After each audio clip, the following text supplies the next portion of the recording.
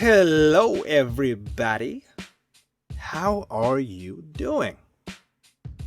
Really? Wow. Well, guess what? I don't know what you just said because this is pre-recorded. So if you just said something back to me, that's pretty freaking hilarious. Got him. Anyway, that's a proper way. Anyway, not anyways. You learned something. Anyway, welcome to episode 4 of Completely Candid with me, Christian Blandin. I thank you guys for tuning in. I appreciate you, especially you new folks, and especially if I don't know you. It means a lot to me. I know there are a good handful or 5 that have been waiting for this one on the guest side. I don't know if my friends really listen to this. Yeah, I mean, a few of you guys do. Shout out to you guys. A1s. But yeah, my guest today, Michelle Donato, has a lot of people that have been asking about this. So this is super cool that you guys are here and listening and are supporting her. I learned a lot. It was a great conversation. This is actually my longest podcast to date. I usually try to keep these things around 90 minutes, even 2 hours tops. And we went over that. So the only reason was just it was a great conversation. I was learning new things and I didn't even notice the time go by.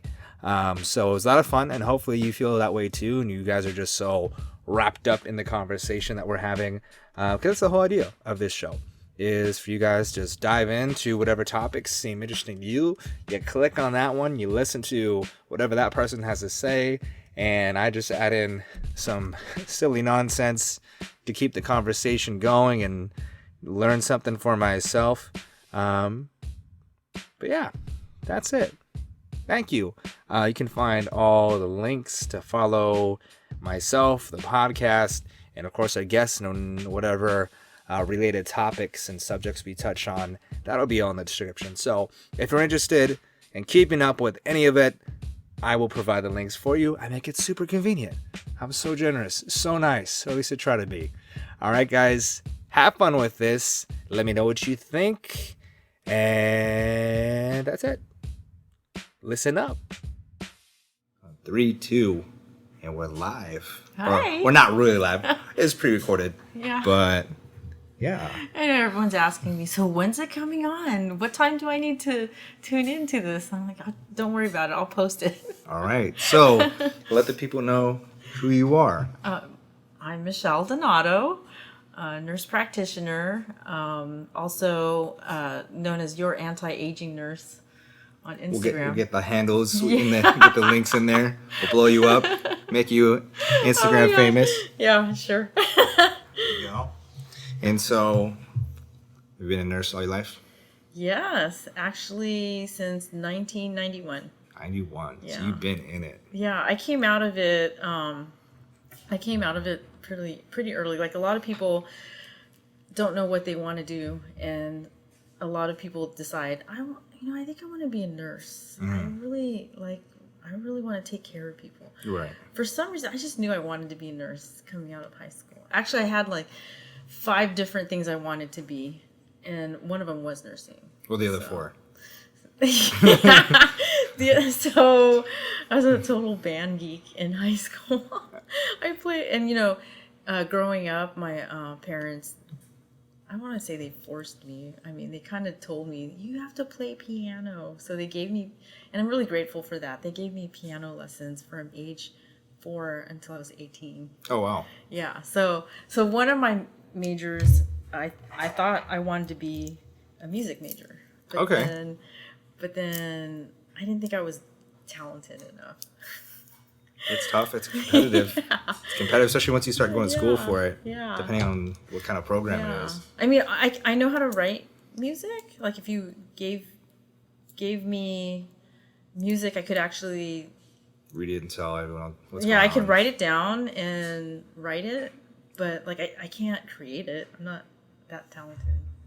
So I can actually get on the piano. You could give me sheet music, and then I'll look at it and I'll tinker with it for an hour, and then get at least like the whole thing done with mistakes in an hour. All right. And then maybe 3 weeks later of practicing every day, I could probably master the piece. Oh. Yeah, but I don't. I haven't played in a long time. I don't have a piano anymore. I had to, due to space and children, I had to sell it. My piano. Make a little keyboard. Oh. Yeah. That I thought about that. I have a friend that actually put one in his apartment, and those electric keyboards actually sound like a piano. They're really nice. There's some really good ones out there. Yeah. That's cool. I'm the opposite. I love making music, but I have no idea. I have to ask friends. I'm like, what did I just do? I have to do everything in reverse. Yeah, because my mom was a little bit nicer, and she's like, growing up, she asked me if I wanted to learn piano. I was like, no. I thought it was a nerdy thing at the time, being a dumb little kid, and then I ended up loving music and enjoy creating it now. So now I was like, oh man, that really Did you play piano? That's a thing. Really? Oh yeah. I was probably the only one in my family that doesn't know how to play piano. And then, but I'm probably the one that's the most into music, which is really funny. So how that turned out. Yeah. But so that's how my major was nursing coming out of high school. But yeah, music, and I can't sing. I can karaoke. I'm very competitive with karaoke. I have a karaoke microphone in my living room. Every good Filipino. Yeah. That's how you do it. Every Christmas, every Thanksgiving. Yeah. Any good Filipino family party will have one. Oh, yeah, for sure. Oh, my God. It's very competitive. In fact, I think we have fights over the microphone. Let me sing my song. Ridiculous. Can I sing Journey? My turn. No, The Journey. The Journey. It cracks me up because my parents say The Journey. The Journey. They love The Journey. That's funny. Classic. Yeah. But I became a nurse, and I've been doing it since 1991. I graduated from UCLA with my graduate degree, master's degree through the nurse practitioner program. And that was a couple years. So I've been a nurse practitioner since I was 25. And so what years were you at UCLA? So 92 to 95. Okay. 2, 3, 4, 5. So 2.5 years. Yeah. Oh, you know what? I took a couple quarters off because I worked in the intensive care unit. Oh, okay. Over at Long Beach Veterans Department. And it was an awesome experience working in intensive care. How was that? I feel that just sounds. You know what's so really funny hectic. is I can't believe they trusted a 22-year-old girl to come and train her to be a nurse for these critically ill people who are seriously at their deathbed. Right. And I couldn't really handle intensive care because it was high stress. You're working with faculty physicians that are interns, residents, and fellows from UCI, and they were just intense. These surgeons, and so when there was a critical event, someone was coding or something or massively bleeding. I mean, you're just rushing to get the blood and hang it and all the IVs. There would be 5 of them going at the same time, and so it was really stressful for me. And it was something I thought, no, I can't do this forever. There was a lot of nurses there that have been doing it for over 10, 15 years. I just didn't know how they could cope with that kind of stress.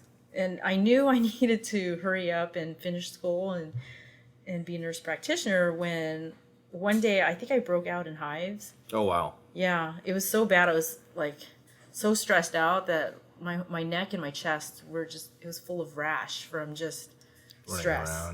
And I thought, crazy. Oh, this can't happen. I can't do this anymore. No. So it took 2 years to finish the program at UCLA. And I was really fortunate to have working at the Veterans Department. I was able to earn a scholarship that they offered to, I think it was 3 people out of the whole United States. And I applied for it, and they actually gave it to me. and so they paid. That's cool. They paid for my whole 2 years at UCLA. They gave me a stipend to live on. They gave me rent. That's cool. They paid for my books. Wow. Yeah, they paid for my tuition, and so but for every year that they paid, I had to give 2 years of service back, which was not a big deal because I had a job. Right. So they gave me 3 different choices after I graduated. They said, okay, we have openings in West LA, Tacoma, Washington, I think is the other one, and then Vermont. Oh, wow. I Okay. was like, oh my God, where should I go? And it was like, no, I got to stay in LA. So, from Orange County to LA, I lived in LA for, I want to say like a year. It wasn't too long, but I couldn't take. I lived in El Segundo, and that little ride up to West LA wasn't too bad, but I was really homesick, and I was only like 25 years old, so I wanted to come back home. So I moved back home, and then Where was home for you? Home? Well, actually, I didn't have a home. I was my parents had already divorced, and so I was on my own. So I just wanted to come back to Orange County. So I ended up living in Huntington Beach, and then but I still had that job. I still had to pay back those years, so I ended up commuting for I think it was 6 years. No, 4. Yeah, I think I was there for 3 or 4 more years, giving back 4 more years. So I was commuting, and I don't know if you ever see those UCLA van pools on the freeway early in the morning. I was driving a van pool. I got on the van pool. There's a lot of people that live in Orange County and work at UCLA. Okay. And there's a lot of people that I can't blame them. Yeah, they do this van pool. So I got on that van pool, and I gave my years of service back there. And then after giving back my years of service, I decided that I was going to go into private practice. So I ended up in private practice. I'm kind of sad that I didn't stay with the veterans department because I actually like the veterans. I actually took care of a lot of vets who came out of the Gulf War back in 91, 92. They had a lot of issues. A lot of them were exposed to all the oil fires that were started in Kuwait. Did that have serious health implications? Oh yeah. You know how like the latest news about where were those people the soldiers that had head injuries, and Trump goes, oh yeah, there's they had like concussions, but no big deal. It's not like they lost some limbs, And I'm thinking in my head, oh come on, no, even though the media played like it was a short, I don't think Did you hear a lot about Gulf War? I mean, I don't know if you're old enough. Yeah, well, it was definitely talked about. Like we learned about it in school. You did? Oh, that's good. So yeah, Gulf War. It didn't last that long, but a lot of our soldiers were exposed to a lot of chemicals from those fires, and so a lot of them had issues. They saw things that like hallucinating. They just saw things like dead bodies. And it's traumatic. A lot of them came back with PTSD.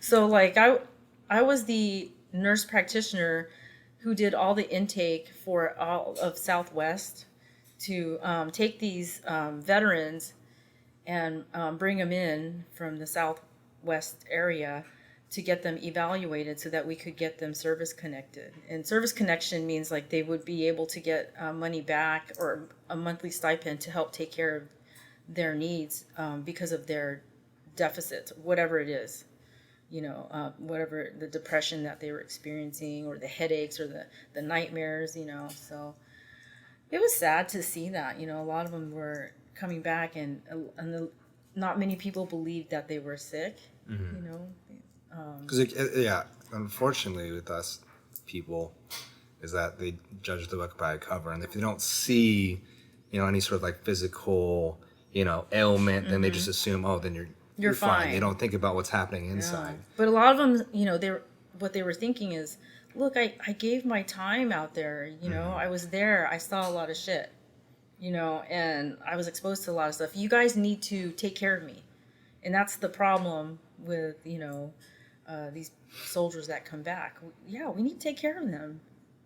Yeah. Right? The reason why we live the lives that we live. Yeah, they went out there to protect our freedom. So I really strongly believe in, you know, taking care of our vets. And if they didn't lose a limb, but they're hurting elsewhere, I think that shouldn't be downplayed. Absolutely. You know? That's why I get kind of upset when they're putting it all on the line. Yeah. And just because we don't see it doesn't mean that they weren't suffering or are suffering. Yeah. That's why I think when our president makes these tweets, he needs to put on a filter, you know, wait, don't just say that. You know, these guys go through a lot. Like, you know, head concussion is horrible. You know, there are after effects. Oh, yeah. You know? When you look at like a lot of these boxers, I mean, those, I feel like even people sympathize with fighters more just because they see them get beat up like that, you know, on TV. But you look like Ali, you know, the way he was moving, you know, in his later days, it messes you up. It messes you up. You know, Lou Gehrig, he may not have had ALS. You know, he was hit by a baseball so many times in the head that, you know, with that head injury, he may not have the true ALS. He might have had what everybody's seeing now with football players and soccer players, and they're totally paralyzed. So, you know, getting hit in the head is a really bad thing. Oh, yeah. You release these enzymes in your brain, and it goes down your spinal cord, and then it causes, you know, paralysis, progressive paralysis. Oh, okay. Yeah. So it can build up over time. The more. That's why the NFL is now paying back some of these guys with head injuries, because, you know, they're having issues and they're not getting paid. Those are big guys. Yeah, these guys are like living. I don't know who these football players are, but I've seen, you know, and have read and actually have a friend that knows an ex-NFL football player who's on a ventilator, and his wife takes care of him. And he played football, gave his life to football, and when he got into those head-to-head injuries, he ended up on a ventilator at home. You know, his brain is still there, but he can't move. You know, so those are serious things. I don't know how we got to that subject, it's all good. Yeah, you know, that's all. I think what I wanted to say that's good is information. I liked working with the vets. You know, I kind of miss working there. My friend Susan, she works there, and she keeps asking me to come back, and I kind of think about going to work for the VA. You know, so but I kind of like where I am at right now. Well, I imagine that's also close to home too, because you said your dad was in the Navy. Yes. I was a Navy brat. So you moved out. No, I was born at Great Lakes, Illinois, on a Navy base that doesn't exist anymore, and when I was very young, my parents moved us out back this way. Actually, my sister hadn't been born yet, but she was also born on the Navy base in San Diego. And I was also a Bay Area kid for a while, living up in the Bay Area up until I was like in 4th grade. And then my dad became corpsman at El Toro Marine Base, and that doesn't even exist anymore. Right, that was one of those out here. Yeah. I used to go to daycare there. That's funny. Isn't that funny? Now all that's turning into shopping and homes and everything. Yeah, it's a park, but I think they can't develop it because, you know, there's so much toxic waste that was spilled by, you know, the base itself when they had, you know, the jets there, jet fuel, oil, whatever. So I don't think it's good enough land to actually really do anything with it. It's still empty. It's the great park, isn't it? I haven't been down there. I did a Spartan race there once. Oh, okay. Yeah. How are those? Those look like fun. Spartan race. Yeah. I you know what? My sister, she's a huge, you know, Spartan. What's the other one? Mud Run? Or, Gladiator? I don't know. Yeah, no, so I must have done, maybe I did a Gladiator. Color runs look fun too. Yeah, so I mean, I started, my first like run was a mud run in Irvine. It was, I think it's like been there forever. But then I got kind of hooked and I was like, oh, I want to get more medals. This is so cool. It's so much fun. So yeah, I've done a few of those. I've done, I've done a sprint, what they call it? A sprint, triathlon. Oh, okay. Yeah, I did one in San Diego about 4 or 5 years ago with a bunch of classmates from high school, and we just decided that, hey, we're getting old. Let's do this while we can. Something while we can. Yeah.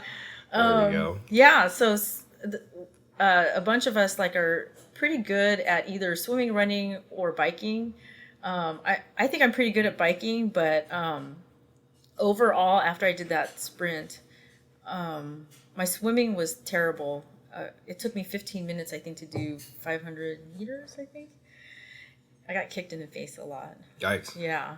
You're just like, oh, let's go, Everyone's gone, but bunch of bodies. Yeah. I mean, I practiced every day every other day for a month, either at the 24-hour fitness pool or at the back bay. And that back bay water is disgusting. Dirty. Yeah. But I'm like, I got to do it because in San Diego, it's called the Tri-Rock, San Diego Tri-Rock. You had to swim out in the ocean. And so, so I did that. But my best timing was actually running. Out of all the girls that went, there was three girls, including myself, and they did really well with the swimming. But I just remember the last part was the running, and I'm like, I gotta go to the bathroom. Oh my god. Yeah, motivation. There you go. No, man, the restroom was locked, and I was already running, and I'm like, I just peed in my pants. Oh man, you have That's to. dedication right there. You have to pee in your pants. You're a real competitor. Oh my gosh, yeah, it was so hilarious. I'm like, well, here goes nothing. They can't tell. I just got out of the water anyways. Oh, yeah. My tri-suit's wet. That's funny. Yeah, so so that's the last ever running thing that I've ever done. I don't think I can run again. I have tarsal tunnel syndrome. Ooh. And my feet just don't. It just doesn't last. Running seems to be brutal for a lot of people. Yeah, I don't think we were, honestly, and there's so many people talk about as humans, were we made to actually marathon run, or were we made to sprint and chase after our food? Right. And I really believe that, more people have, the people that run long distance have more issues later in life with osteoarthritis and injuries. There was a surgeon out there that wrote a book that said that runners are the worst ones with the end injuries from running. Yeah, because you're working your body for extended periods of time in the same parts of your body just for however long you're doing it. If you're practicing, if you're a pro athlete, that's a lot of mileage. Yeah, but there's all these people who run because they actually like that high, and I think it does feel good. They feel good, and their lactic acid doesn't build up as much, so they can run forever. When I was telling you, I did that, Tri-Rock, the 5K, it took me 20 minutes or 25 minutes to run that 5K. I was dying, I wanted to quit so bad, but I kept telling myself, just keep doing it. Hey, good for you. Just keep running. Oh my God, I'm dying. Okay, stop talking to yourself like that. You start going through. You're already doing it. Yeah. But yeah, so running for some people is, they feel good, and whatever. But for me, I feel like the more I run, the more issues I have with my feet and my hips. I mean, my hips started clicking. I could hear it click. And I don't know what it is, but I just thought it's time to quit. So I do more or less spinning and riding bikes. That's much better for me. Low impact. Oh yeah, or Muay Thai when I can. There we go. I love Muay Thai. I love it so much. There's a little plug for Point of Impact MMA. Check us out. Yoko. Orange. I love. Gotta get you back in there. I gotta get back in there. My golden doodle needs to behave so I can get back. What is she doing? She's quiet. Taking a nap. I thought she was going to bark throughout this whole podcast. Yeah, that's all right. Doing good. Yeah. Yeah, maybe. I wish we could have a little area outside, have a little doggy pen. little daycare area for those I friends. remember when Yoko first got his first little puppy, and he used to bring it to OCK, and I think it's really huge now. But I used to watch his posts. And his dog was very naughty. It used to was go the big one or the little one? The big one. No. Meredith's dog is the little one, right? Oh, okay. The big one used to just go through the trash like crazy. And I used to laugh at his posts because he's like, oh man, look what this dog did again. Like every day it seemed like this dog was going through trash. I was like, and see, and that's why I can't sniffing leave and digging her alone for too long, because then she starts chewing on stuff, but I actually take her to daycare. Yeah, I mean, and your dog is a pup too, so she's young and curious and doesn't know what anything is, so she's always investigating, I imagine. Well, it's like having a kid. When I'm at work, it's funny because I'm like, oh, I gotta go now. I gotta go pick up my dog and daycare. Or else I'm gonna get charged this extra money. But she loves it because, by the time I get her home, she's like wiped out. Yeah. Hanging out, playing all day. Yeah. Having a dog is awesome. I love dogs. Every time I see any dog, I get. Even my friend had a hairless Chihuahua because he's allergic to dogs, and his dog's name was Roscoe. That's interesting. Scott Capelli and his dog. But I never met Roscoe, but I used to see his pictures, and this dog was not so, pretty looking. Yeah, because it has fur. Yeah, but still it was cute. Is it? That's interesting. Yeah. Maybe. I don't know. Have you ever had a puppy? A puppy? I've had dogs. I think I've ever had Puppies are hard. You have to take them out every hour to 2 hours to go to the bathroom, or else they're just gonna pee. Right. Yeah, because they don't know. They're just like, oh, this works. Yeah. Their bladders aren't developed very well, so. Yeah. So I'll get back to POI. I will. Yeah. I'll get there. I will get there. I just love everyone there. Everyone's so nice. They're good people. Yeah. We got really lucky. Even the members that go, they're all. You know why it's good, right? I think it's a reflection of the people who work there. Well, I mean, you guys are so sweet, so nice. You say hi all the time. I mean, that's why I came over. Because Yoko's my coach before. He's a good guy. Yeah. He's easy to be around. Yeah. He's so patient too. Yeah. He just, when I do, I can't. When I'm in class, sometimes I just can't follow directions right. That's why That's why at OCK I could not join any of those advanced classes, or just elevate myself, because I have so much in my head, going on. I couldn't even pay attention to some of the actual goings on that. Yoko laughs at me because there's times where I'm totally doing the opposite of what he's saying, or something totally different. He goes this, he does this. Oh God, Michelle. He goes, oh my God. Yeah, he's dramatic. I love that guy. He's a very good coach. Yes, I love him. And it's hard to be. I think I've seen athletes where it's they're so good at what they do to where excellence is normal. Yeah. So for someone like that to be able to take a step back and be able to coach other people and try and elevate them to a higher level, even if they're struggling, I think that's pretty awesome. Yeah. To see someone that is very capable and is around excellence and can perform really well, and then be able to step back and be it's okay, we're going to get them there.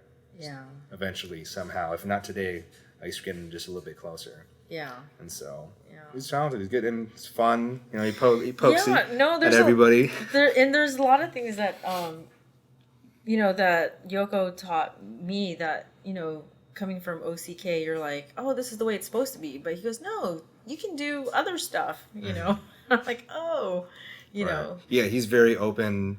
He'll show you what he does, but he's hey, there are other options. Yeah. And he's not super stuck on oh, this is the one way to do it, and it's the best way.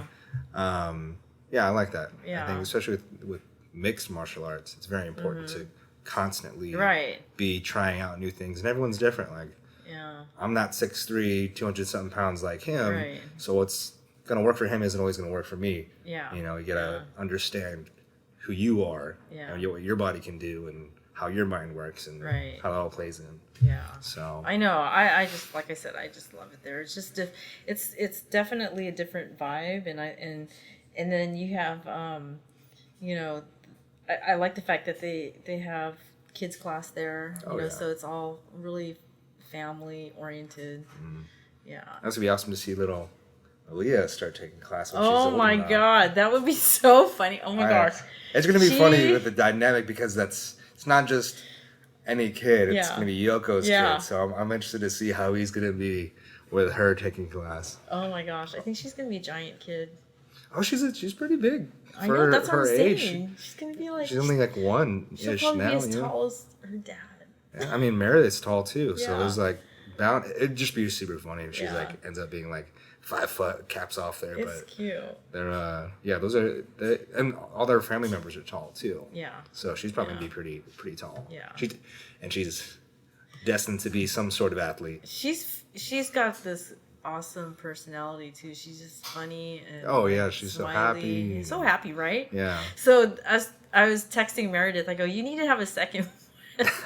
She's like, oh my God. Yeah, but I know kids are a handful, Yeah. Especially when they're that young. It's always the second one that's the different one. You're like, gosh, she's not anything like the other one. Oh man. Changes up the whole thing. Yeah, that's funny. My second kid was like that. My son, like, man, different, just different. That's Go all learn I'm just gonna all say over again. Different. No favorites. A little emo. And so, yeah. Sweet. And going back to your nursing, actually, I meant to ask earlier, what is it like going to UCLA? Back in the day, I've never been there, and so I haven't spent like a super long time in LA. It's amazing. I liked it a lot. I mean, it was just so I didn't have internet back then. I had none of that. I was like going to the library. Actually hitting the books. You had to actually go to the little drawer, pull out, the card to check the numbers on, I don't even know what you call it. The index? The index. Right. Yeah, and you're like, okay, this book, okay. Then you go to the library and go, okay, where the stacks at? And they'll point you. And I remember climbing ladders just to get the book. Wow. Yes, like Harry Potter and the I imagine UCLA is probably pretty big. It was huge. The library was huge. And there's so many little nooks and crannies to like study, but I just remember feeling like, wow, this place is gigantic. Yeah, especially medical library.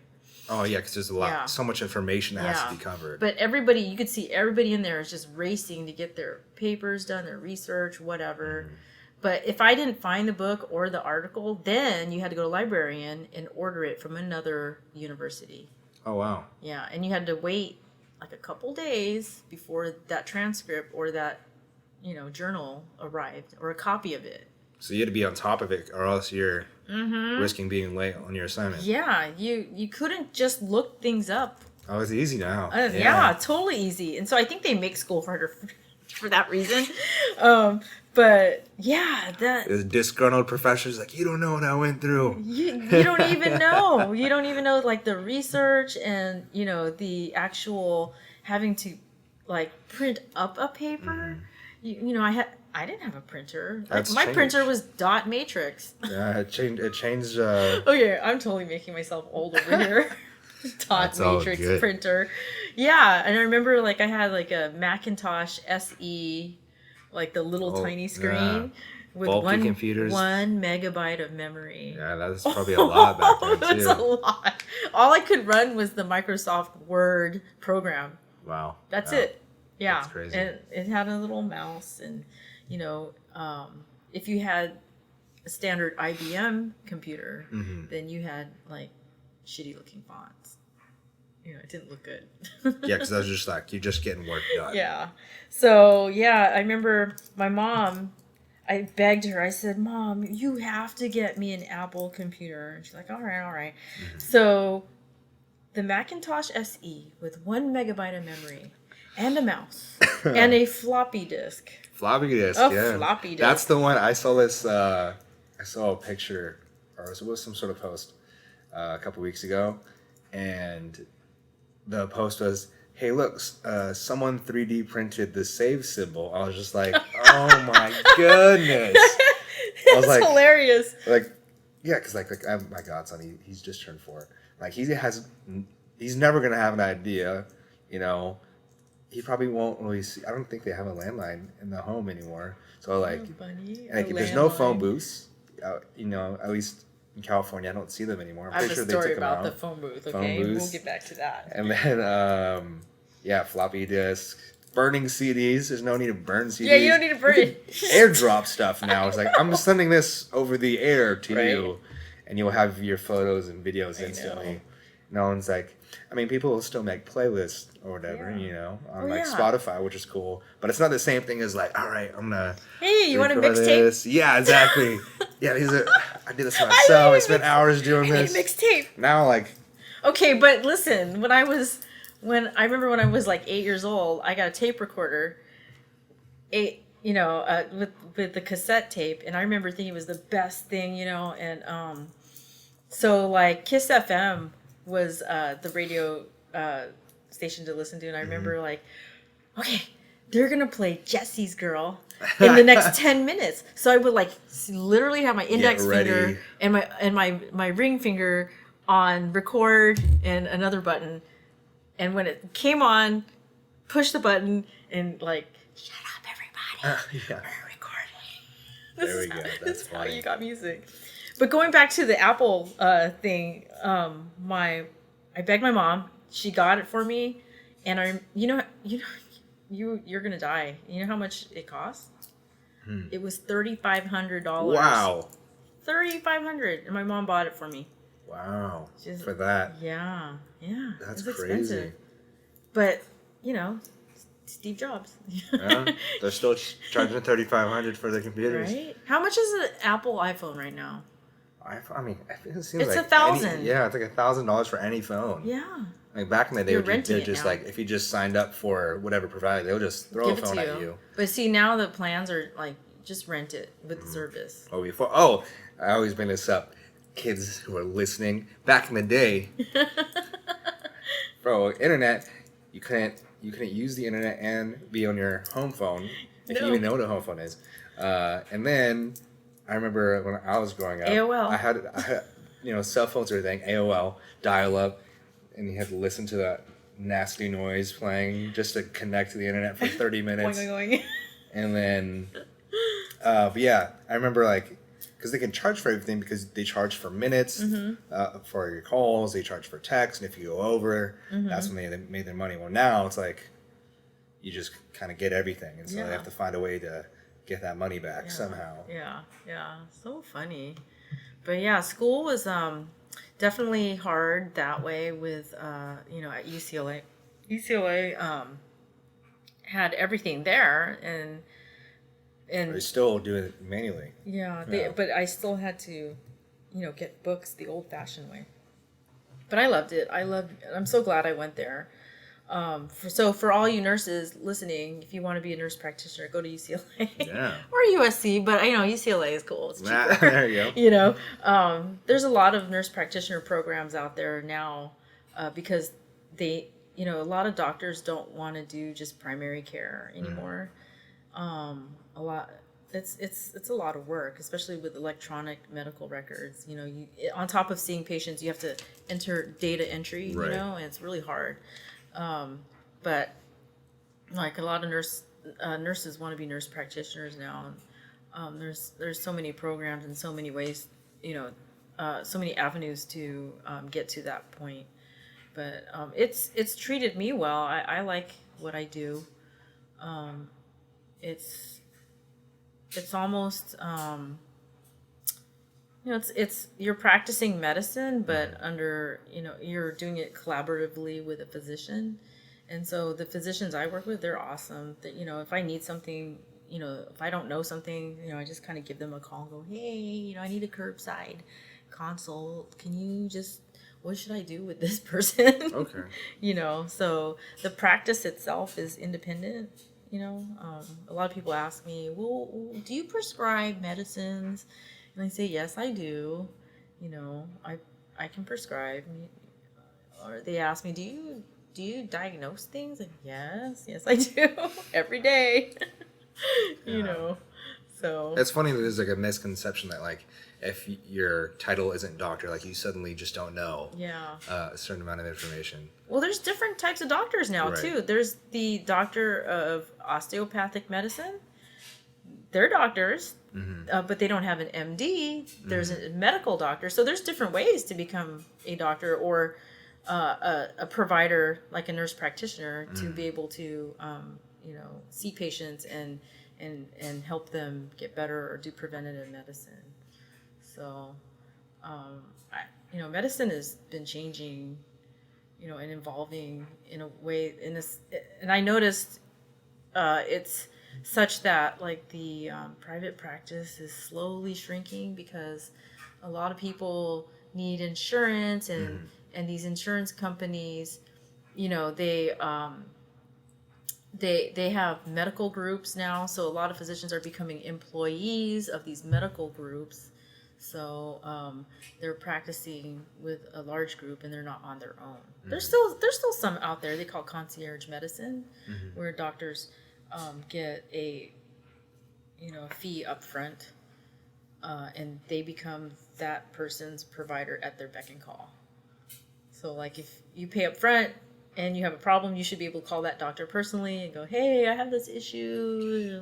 I saw something really interesting on Facebook a while back, and it's sort of like a walk-in, like 24/7. You can just talk to a doctor. Oh yeah, I saw that on Instagram. Yeah, I forgot the name, and they have doctors that they hire, right? And you pay like a flat fee, right? And they do all this genetic testing and like I don't know. Yeah, it's like a couple $100 a month. It's a subscription, and but you can do a lot of cool things. Like they have like a full body scan that somehow has like diagnosis. I don't know what it can really I don't know what it does either. But the concept of it was really interesting. That you can just go on a whim and have anything that you need checked out, and hopefully get treated right then and there. So, and then I read that you can actually have this on top of your other doctor. You know, like. Because, it takes some people a long time to get to see their doctor for a problem. Right. That's the issue that a lot of people have with these medical groups. Like, I've had this... Getting an appointment. I've had this headache forever and, I don't... But the next appointment with this person is like in 2 weeks. Yeah, it's inconvenience. It's like the problem is here now. So that's what they're doing. I think they're just supplementing fulfilling that gap. That need for people who want to be seen now. You know?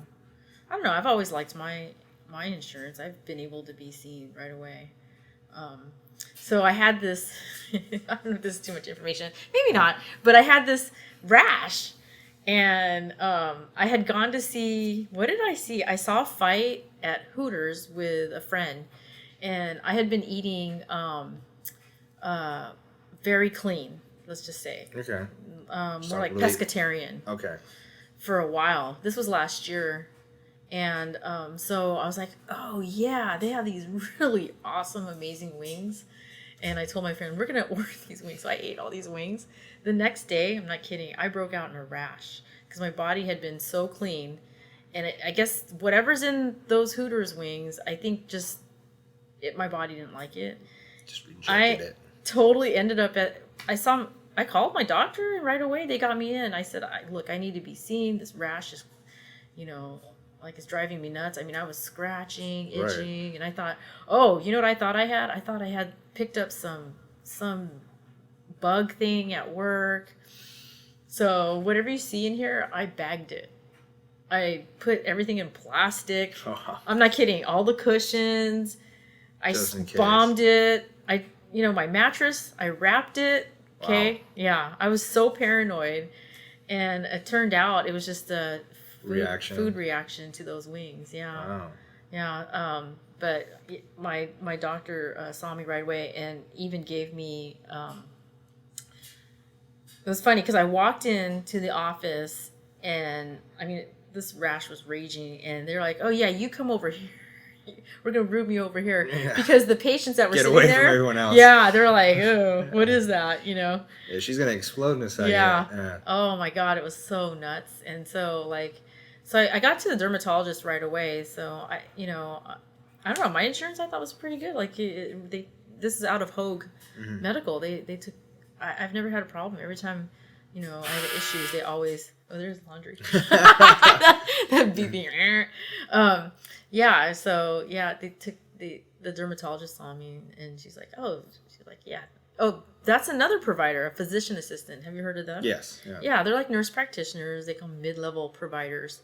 But she took good care of me, and she gave me medicine, and finally that rash went away. It's just, I think for some people, whatever medical group they belong to, it might be harder for them to get in. I don't know. But, that thing that you were talking about, it's funny. I saw it too on Instagram. I don't remember how much it was. It's not cheap. It's expensive. Yeah. I think it also had tiers. I don't know if I'm making it up, but I think they have different levels of what you can access. Yeah. But the concept is interesting. Yeah. Yeah. That'd be cool to just walk in and whatever. But yeah, it'd be cool. Speaking of food, that was a good segue for this. Oh, yeah. However, you did say something about a phone booth. I want to make sure. Oh, okay. Yeah. So, no, just going back to that. On my way to Palm Springs, there's this place called the Date Shake place, and I don't remember if that's the name. The Date Shake? Well, is it like, do they have dates? There's dates, okay. And they make shakes out of it, like with vanilla ice cream, I guess. Okay. But I like dates. They're yeah. Good. Yeah. So on the way to Palm Springs, there's that. It's before the outlet stores, and there was this phone booth with the red thing that's on the label. It's a telephone. Right. And my son was like 8 at the time. And he runs up to it and he like climbs on top of it. And the thing was tall. I'm like, dude, get off of that thing. He's all, I go, why are you on top of it? He goes, it's like that movie, Bill and Ted's Bogus Journey. I started laughing. And he's like, he's never seen one. Oh, yeah. He didn't know what it was. That's funny. He didn't know what a telephone booth was. And so he got on top of it thinking he's going to go somewhere in time. And he gets in it and he starts playing with the phone. He's like, it's a phone booth. I'm like, yeah. That's what I was telling you, a phone booth. And yeah, so that was the telephone booth story. Like, I'll never forget that because he just didn't know. He climbed on top of it. He's like, this is what's in the movie. That's funny. Bill and Ted. Keanu Reeves. So, yeah. Anyways, yeah. So this, sorry. That's all good. Yeah, this I got into last year. And just so people, we're talking about this book on the table. Yes, it's called The Longevity Diet by Dr. Valter Longo. He comes out of USC, and he's the director of the Longevity Institute over there, and he researches aging. Mm-hmm. And so basically, so a little background. So basically, if you read the book, it's a really easy read. He talks about how he got into his profession, and he's a researcher. And back, I think it was in 2016, this Japanese researcher won the Nobel Prize in Medicine for discovering that humans can actually regenerate their own stem cells. Wow. And he found that through yeast. So he took yeast cells and he found that if he starved the yeast knew how to keep themselves alive by replacing the parts in their cells that they needed to survive. And he thought, well, let's take this, one step further. And that's what Dr. Longo did. He found, So do you remember in grade school what a cell, is composed of? The nucleus, the ribosomes, all the parts in a cell that make up tissue in our body, in the muscle, our hair, whatever. So he said, well, how can we do this with humans? Because we can't starve ourselves just to, get the benefits of stem cell regeneration. So basically, when you go into starvation mode, all these things start to happen. And he noticed that with studying in mice or rats or whatever it was, that the cells began to replace itself. So it wasn't like the bone marrow was making new stem cells. The existing stem cells that we have in our body were able to replace things in it, the parts. So like, how your car, when your car is, due for a oil change, tires, whatever, we just replace it, right? And it's like almost new again. Right. So that's what the cell can do. It replaces parts. And so it's brand new. So knowing that you can replace these parts, you can actually slow aging. Interesting. Okay?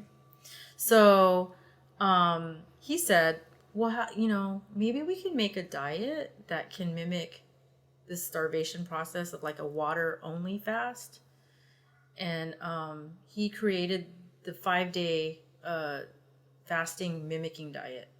So basically, how everyone's like, well, how do you know these stem cells can regenerate? Well, he actually took count of the different cells that were being generated. He also found that when you go into this starvation mode, you can actually decrease the inflammation markers that causes inflammation in your body. And so people with like autoimmune disorders like rheumatoid arthritis, fibromyalgia, their inflammation markers went down. Okay. So I don't know if you've heard about many things about inflammation and how many people are now getting on the curcumin like bandwagon. What's that spice called? Curcumin. Everybody's into it right now. Turmeric?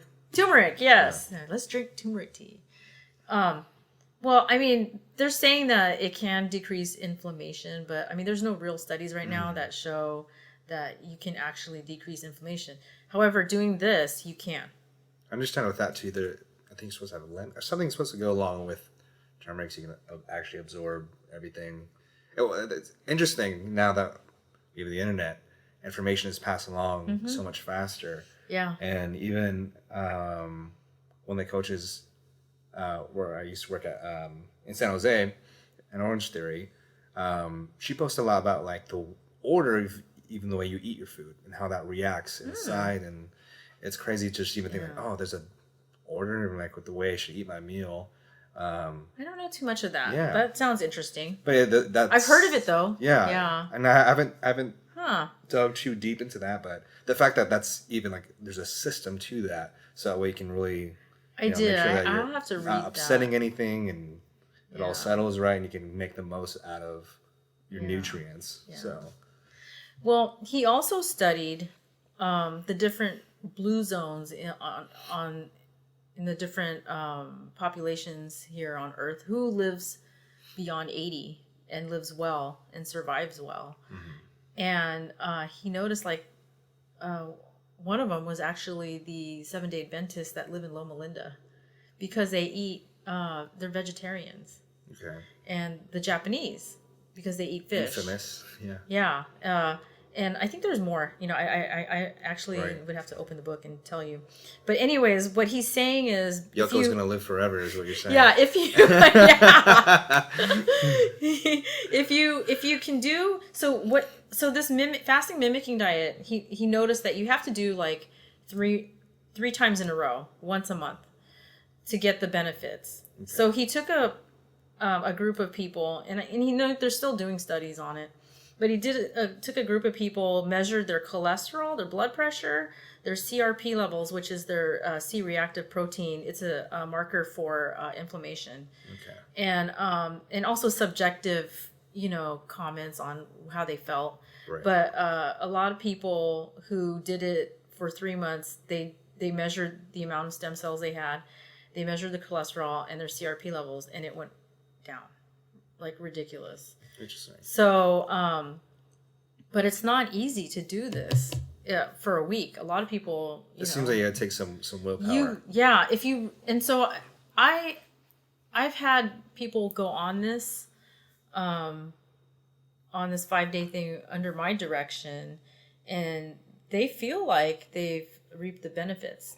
One of the other benefits, besides the biological reverse aging, is the fact that they also measured belly fat. And these participants' belly fat went down in 5 days, like significantly. Oh, wow. So I was telling you about my trainer. Josh over at 24 Hour Fitness. So he's done it twice, and every time he's done it, he's reduced his body fat by a significant amount. I think the last time he did it, he was starting weight. Let me see what he says here. He was like 18% body fat, and then he went down to like 14. Oh wow. Yeah. That's a lot in 5 days. Yeah. So, and he's a 24-year-old man, and he has he's 6 foot something. But I think the larger you are, in terms of like size, the more weight you're going to lose. It all makes sense. For me, when I do it. Yeah, the proportions. Yeah. For me, when I do it, my max is 5 pounds.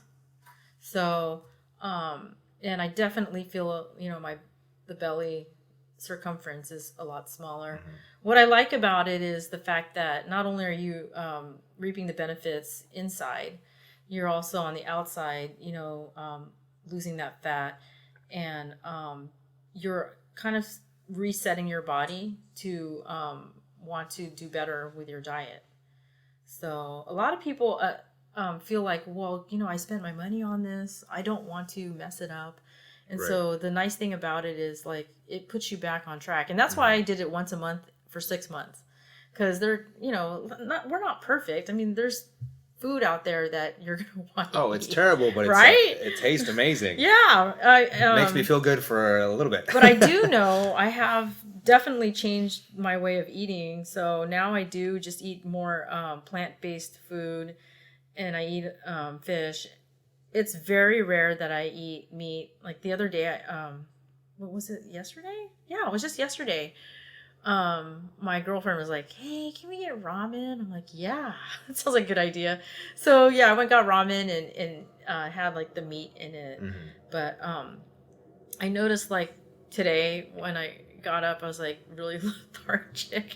Right. And like my eyes were swollen. I was thinking that was salty food, ramen's salty. Right. And so I mean, I think a lot of what gets thrown around with meat and not having meat is protein quality and protein absorption. I think that people who first of all, let me tell you, I don't tell people when they go on this like to change any of their diet. They have to actually want to change their diet. I just suggest. So some people want to do their keto, but when they say they're going to do keto, I always tell them like, look, when you do keto, you really have to still count your calories. You can't just go off and eat do whatever dairy, fat, and you have to eat like organic and I think foods, that's what the average person right now, when they're hopping onto something new, they're looking for the diet that still lets me get away with as much as possible. Right. And it's they're just not educating themselves. Mm-hmm. So I say before you do anything, you really have to research. I always encourage people to research what works for them. Mm-hmm. So I actually tried keto diet back, I think it was 2011. My trainer back then, I had tarsal tunnel syndrome. No, it wasn't 2011. I'm sorry. It was like, maybe a little later, like 2012. But I was exercising like crazy, and I tried to limit my calories, and I was unhappy. And he goes, and I said I can't do cardio anymore. I can't run. My feet are hurting. He goes, well, try the ketogenic diet. So I did. I researched it. I bought a ketone meter, and tested my blood to see if I was in ketosis, because there's an adaptation period that lasts more than 2 weeks, and then you go through keto flu. You really have to be very strict and still watch your calories.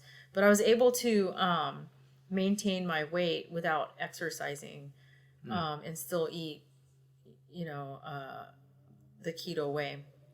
It's not easy to maintain it though. It's not sustainable. You really, ketosis is pretty sensitive. Yeah, I mean, and there's some side, and in the book he actually explains like that, the actual benefits of doing that diet is not very very good actually. So So I just decided, for me, what works is just keep exercising and fast. I do intermittent fasting. Sometimes I don't. I mean, it all depends on my work schedule, but like I try to not eat after 8 p.m. and I do the 16 hours. 16, 8. Yeah. Okay. And basically wait till lunchtime and then start from 12 to 8 and eat. That's what I've been doing that, and that I feel a lot better. Yeah. I think a lot of it too. Especially with a lot of the modern trends and diets right now. Yeah. It's at the end of the day, they're trying to get you into a deficit, which I think That's as all Americans, it's hard to do with our culture because Yeah. we're so used to indulging, and then there's so many tempting foods out there that are so good, and typically that puts you. You can have one thing that'll put you way past your daily intake. Yeah. And so, well, I was talking to a friend about this. Back when I was younger, how the government puts out like recommendations for your those daily wonderful recommendations. Okay, so when I was growing up, there was the food pyramid. Yes, and they said still have that. From the base. Well, now it's different. It's called My Plate. From the base of the pyramid, Americans were told you have to eat 8 to 10 servings of carbohydrates. That's ridiculous, And I remember going, "Oh God, we got to eat our bread." My mom would give me my toast, my cereal, and then for lunch we would get like more bread or more rice or whatever, and then for dinner it was more bread, more rice, and then the fat was like this tiny. It was on top of the pyramid. Don't eat fat; it causes cardiovascular disease. How wrong were they? Yeah. I mean, super. But you know why, and I'll tell you why they pushed for that. I mean, they didn't know any better. This, I believe, and I'm not so sure if it's documented anywhere, but there was that whole thing about the Russians and the wheat with Afghanistan, and that whole embargo act that Jimmy Carter put out. So back in the 70s, Jimmy Carter, our president, said look, we're going to cut off Russia. They can't get any wheat. Wow. Okay. So it's just kind of like a whole So guess where they got their wheat? Thing. The Russians got their wheat from Japan. They were fine. And then we had all this wheat left. We can't even sell it. So we're trying to promote it, right? So I don't believe in conspiracy theories, but I have moving some product. But I think that's what happened. And then this crazy doctor who said, "Look, we have to stay away from fat because all these bad fats are going to cause heart attacks." Well, basically, it wasn't that. It was eating so many, the whole pathophysiology of,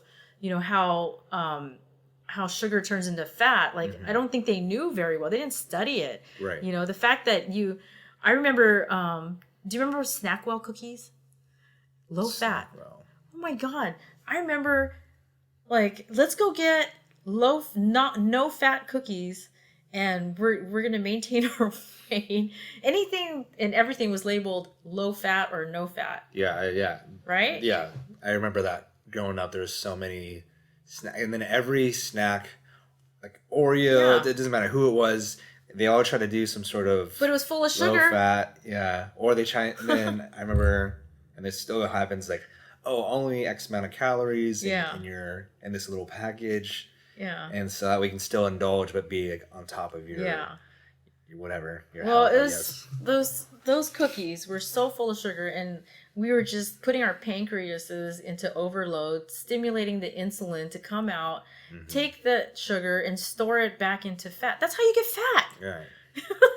It's just eating way too many, carbohydrates and sugars and processed food.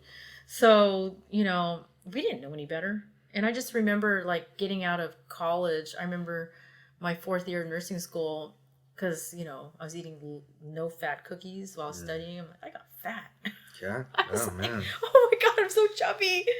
And it's hard. And I think a lot of it, at least even in my experience, it's convenient, right? You can make a bigger thing of pasta, have it last a long time. Or if you're on the road, you can have a sandwich, a wrap, whatever. And so it's so deeply ingrained into the way people eat. Yeah. And so it's hard to cut out. Yeah. And then like, I think even a quality of that too. Yeah. I can see like my Asian side of the family. It's like they eat as much rice, like loads of rice, couple plates in the meal, and then they look fine. Yeah. But then you have, my white side that has different kind of carbs and definitely shows. Yeah. And so learning about that with my own body and changing my diet and cutting out all that, it's like I feel so much better, feel more awake. And then the inflammation in my stomach, that's what blew me away once I really cleaned up. Was like, oh man, I didn't. Do you feel that too? Yeah, There's a lot of people who eat so much bread and then they take it away and they're like, oh, I didn't know. I'm not bloated anymore. I didn't know. Yeah, I didn't even know I was bloated. Yeah. Because it had been so regular. Yeah. In the way I was eating, and then once I did that, really like last year was when I first was like, okay, let's just go in, and that was my first time experimenting with the whole carnivore thing as well. Yeah. And by cutting out basically BS and carbs and then eating out, and that typically is never very helpful. Yeah. And so I was just like, oh, I had been like basically poisoning myself all this time, and I had no idea that there was even a problem. Yeah. There's a lot of people who are discovering that. I mean, they don't have celiac disease or, those issues related to gluten, but definitely there are people who feel that when they take gluten out of the equation, they feel better. So, hey, whatever. I mean, whatever works, whether or not it's placebo, if it works, it works. I was about to say, is there some legitimacy to that? Because I feel like people just kind of hear something new related to health, and they just like, it must be healthy. I gotta start doing you know what? That's what bothers me is, people need to actually, it's like they see headlines. They need to research it and they need to inform themselves and not just jump on it. For like this longevity diet, this week-long fasting thing, I think it works. For some, maybe it doesn't, because just some people are really hungry. They can't do it. It's hard. So it may not be for everyone. However, from my experience and from what Yoko has told me and other people, like it wasn't that hard. It's just 5 days. 5 days. And you still get to eat. Here, I'll show you. You get to eat bars and soups, but basically you're given this, like meal packet, and you still have to cook it. But it comes in different soups, bars, and it's the macronutrients are calculated such that it's not going to throw you off ketosis. You're still going to burn fat. So by day 3, I remember testing. I have a ketone meter. Day 1 was okay because you're at 1,100 calories. Day 2, it drops down to 700. That was my hardest day. Day 2. So I have to keep busy. And then day 3, you're like, oh, this is not bad. And, and by day 3, I just remember testing my blood. I'm definitely a fat burning machine because, my ketone meter says, I'm in ketosis. So, and after you're done with this, he actually gives you the whole diet to follow to be able to mimic the octogenarians that live like in Loma Linda in Japan. Okay. He gives you an actual like recipes in the back and he kind of tells you what's the benefits of coconut oil, coffee, and aging, and how to prevent autoimmune disorders. But he never tells you like this diet will cure you of any disease. He's just telling you that there may be benefits for you. In fact, I think they were testing people who have cancer and are on chemo, on how to do this fasting diet, because cancer cells like to thrive on the food that you eat, and that's how they multiply and grow faster. Oh, okay. Yeah. So how does that work? You can't eat too well, or else? No. Like traditionally though, like oncologists are telling their patients, you have to eat. I don't care what you do, you got to eat, because chemo's gonna just wipe you away. Right. But there are holistic oncologists that will tell their patients, like, I think after chemo and after they're done being, on treatment, and I think they're in remission, I think they tell them to do, fasting every now and then to stimulate the stem cells. Okay. I heard that there are doctors out there who, like Angelina Jolie's breast surgeon. Remember how she got a double mastectomy? Oh, okay. Because, she has, her mom died of, I think it was ovarian cancer. I'm not so sure breast, but there's the gene that Angelina inherited from her mom. And when you're positive with that gene, the doctors usually tell you you should really have a mastectomy because you will get breast cancer. Oh, wow. Yeah. So if you inherit it's called the BRCA gene, you definitely have your daughters. If they have it, they sometimes do preventative care by getting a mastectomy and hysterectomy. Yeah, it's kind of crazy, huh? Yeah, that's a lot. So yeah, so this breast care surgeon or cancer surgeon, I think she actually sells it. She's ordered a ton of units of this longevity diet to give to her patients. So it's not, a lot of people have asked me, is this an MLM, Michelle? What are you selling? Is it like, USANA or Herbalife? No, it's not. Yeah. Once you actually order this from me, from my website, it's actually, you become my patient. And, I track who's on it, and I, give them a follow-up, kind of message. Hey, how are you doing on it? It's funny because I had one person tell me, like, oh God, it was so hard. I lost all this weight. But then she takes a picture of her freaking ribeye in Vegas, and she's like, I couldn't help it. I had to have it. I'm like, oh man. I go, well, you did it. I'm not going to be negative. I'm going to go, look, you did it. I'm proud of you. It's something that you probably won't do again, will you? She's like, no. She goes, I think I'll find another way to lose weight. I go, yeah, you need to exercise. Yeah, it's people tend to do one or the other. Yeah. They diet really well, or they exercise really well. Yeah. But they fall super hard. Yeah. When it comes to the other side. Yeah. Yeah. How does this work? And I haven't even talked to Yoko about it. But I know he gets the results every time he's done this. Yeah. How does this work, for like an athlete? Well, that's the hard part. You really cannot exercise while you're doing it. So you really have just to for 5 days. For 5 days. Yeah. Just kind of sit back. Yeah, there is because fasting itself is hard, and when you're thinking about, when you're burning more calories than what you're putting in, you're gonna be hungry. You're tired, right? And it's dangerous. You're sweating, and you're not replacing the calorie. You're gonna get muscle fatigue. Yeah, so don't do it. So for me, I don't exercise. I probably have exercised on day one. But then the rest of the time, I'm keeping busy, do light walking. Remember, it's 700 calories. That's it that you're getting for the rest of the time. Mm-hmm. But you really have to follow it. And the drink that comes with it, you pour it into the tea. It's a special drink that will help prevent muscle breakdown. So if you're really, really concerned about, I'm going to lose my muscle, that drink is there to actually help prevent the muscle wasting that you might get if you were just doing a water fast only. So, but yeah, 5 days.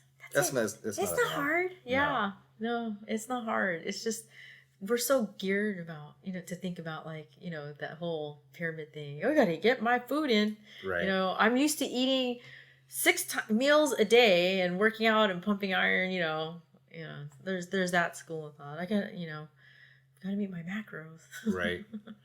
It gets pretty crazy. Some of that. Yeah. So, they're still studying what the positive effects are, but they're hoping that they can see reversal of even like Parkinson's and Alzheimer's. Wow. That'd be amazing. Yeah. For people, because now, if you look at the most recent research in the last 2 or 3 years, they're finding that there's a huge link between diabetes and Alzheimer's. So people who run around with elevated sugars are more prone to having memory problems and, end result, Alzheimer's. So they're showing that. So that's why now more than ever, a lot of, diabetes is a bad disease. It causes, eye issues. People can't see from having diabetes, high sugars. They get peripheral neuropathy, which is numbness of their feet and their hands. Oh, wow. They have kidney disease. All those people on dialysis have diabetes because high sugars running around in your tissues poisons the nerve endings, the nephrons in your kidneys, the neurotransmitter cells in your brain. So yeah, having diabetes is bad, and that's why now more than ever, as healthcare providers, we're trying to teach the population, the general population, how to, keep from getting diabetes. Especially, it's a genetic thing too. You're more prone if your mom and dad have it. Mm-hmm. So yeah, it runs in my family as well. So it's something, and I have heart issues on both sides. So and cardiovascular disease goes hand in hand with diabetes. Right. So if you have if you're diabetic, and your cholesterol level is high, you're gonna definitely get a heart attack. Yeah. So you need to watch it, and that's why I love this thing because like I said, this book is free. You can order it through the company. I can give it to you. I order it all the time. Yeah, I'd love to. Yeah. Is there a way I can just put a link up in the show, and then they can just get it through there? That'd be great, because then it's good information, and we'll make it easy for you guys. You can definitely. Now the people who can't go on it obviously are pregnant women, lactating women, and people aged 65 and older, because a lot of 65-year-olds are already losing their muscle mass and their fat tissue. So they recommend only people under 65 do it. But so if you could read some of it. I mean, a lot of it in the beginning, he does, he talks about how diet is connected to aging.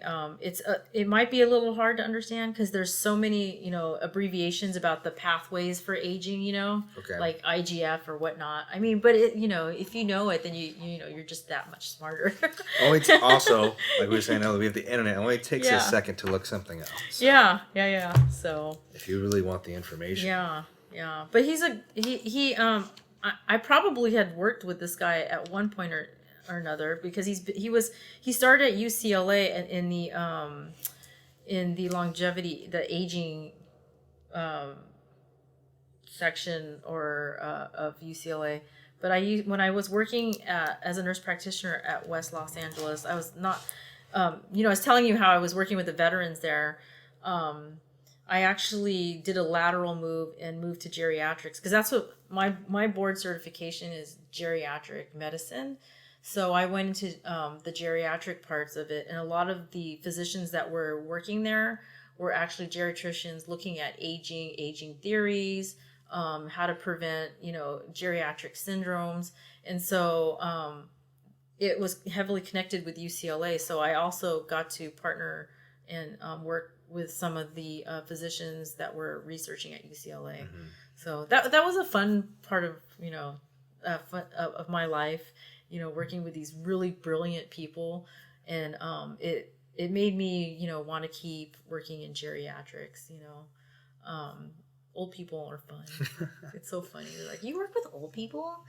Yeah, all the time. Old people. Old people have stories. They know things. Just people don't take time to listen. No, I'm not kidding. Like I've talked to so many patients who are like, oh yeah, the Ettingers. I'm like, you mean the Ettinger Street? Yeah. Oh, the Slater family. I'm like, Slater Street? Yeah, they all have their own streets, That's crazy. Yeah, I remember working with like one of the elderly person that as a patient that had, I think her name was Mrs. Cole, Kohl. I guess her family owned that Cole faucets. Yeah. I mean, and then I had this 101-year-old guy that he was telling me a story. 101, wow. Yeah. No, I have one. I've had a 104, 105, 104 lady. That's a good life. She was just lie there in bed and go, hi, are you okay? Do you want to get up? No, just leave me here. I'm fine. I'm like, man, she waiting to die. and she was just like, I'm fine here. I'm like, don't you want to get up? Nope, I'm fine. Trust me, I'm happy. I'm just, I'm here waiting. So wait, a quick question on that. What age have you seen like be the oldest, but also still seem like they're functioning well and moving well and are sharp? Oh, yeah, plenty of them. Like 101, 102. They're like they get up in the wheelchair. Still. Yeah, it's the Asian ones that last long. They have it. It is. I'm not kidding. The Japanese secrets are. Like I had this Vietnamese 102, I remember, and he would get up and his mind was sharp as he was the sharpest tool in the shed. And he was, immigrant from Vietnam, and he spoke English well, and he would just tell us like, I'm fine, I'm good. Yes, I'm going to be 101 pretty soon, Wow. And like he was just a joy to talk to. I left that hospital. I don't know, if he's still around. I mean, by now he would be like 110. Wow. If he's even around, Maybe. Right? He's got something going on. But yeah, I know a lot of Filipino, like I think someone told me that my great grandma lived to be 114. I'm like, this was back in the 70s, and she was still smoking tobacco. That's a crazy thing. From the leaves of not just a cigarette. Just straight tobacco. That's crazy. Yeah. See, there's we do so much to like be healthy. Yeah. And then there's certain people who just like, nope, doesn't matter. I'm gonna smoke, drink, do whatever, and they'll live forever. It's just like, whatever gene you have is something special. Yeah, it all depends. I mean, it's all a draw, right? You don't know. I mean, it's so sad though, because I see so many of my friends as I've gotten older over the years. They have cancer, pancreatic cancer, lung cancer, and I've seen some of my friends actually pass away. And like I'm thinking, God, we were just in high school. Yeah.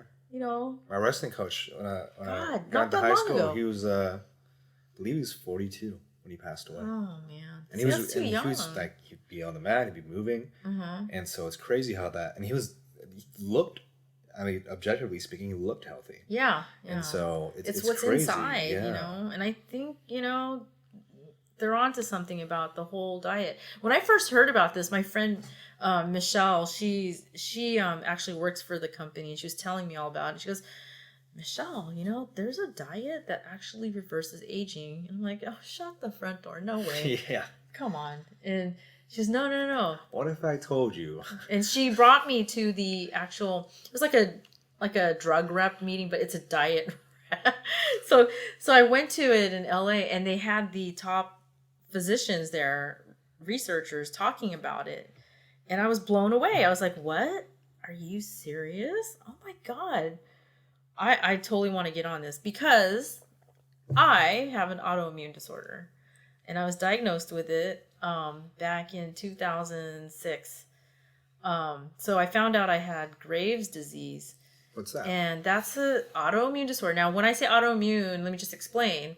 It's when your body decides one part of it or another doesn't recognize your own body, and it decides to attack you. It thinks it's foreign. It thinks it's foreign. So my thyroid didn't understand that, like, Michelle, we need to go out of, we need to inflame.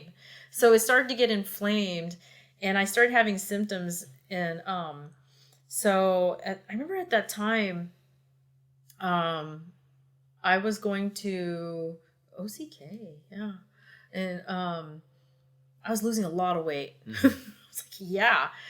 What I didn't know was my thyroid was in hyperdrive, and so it's hyperthyroid, and I used to surf back then, and I would go out with my friends and catch some waves, but like I couldn't hold my breath any longer, and I literally I felt like I was going to drown, and I stopped surfing because my heart rate started pumping so fast. And that's one of the symptoms is your heart rate starts to elevate, you sweat a lot, you can't sleep, and then you eat so much because you can't stop being hungry. And your heart rate goes up. So I think I was eating like 5 meals a day at 1,000 calories each, and I was still maintaining weight. But I was sweating all the time. I had heat intolerance. And then finally, what brought me to the doctor was I showed up to work not sleeping for almost 48 hours. Wow. You feel like you're on just caffeine, like all the time when you're hyperthyroid. My eyes were tired and I wasn't thinking straight, but I couldn't, for the life of me, like I'd go down to like sleep, but I was like awake. Not happening. Yeah, it wasn't happening. And I remember coming to work and I was telling my coworker, I have to go to my doctor. There's something wrong. Yeah. So I showed up to my doctor and like she said, your eyes are bulging, they're a little bulgy. And I had my thyroid was enlarged. And then she took my blood pressure. It was elevated. And she goes, your heart rate at resting is like 125. You're not even doing anything. I was like, oh my God. And then the reason why I wasn't recognizing all this stuff was because I thought, oh, I'm losing weight. This is great. I'm exercising so much and it's great. Right. No, it wasn't.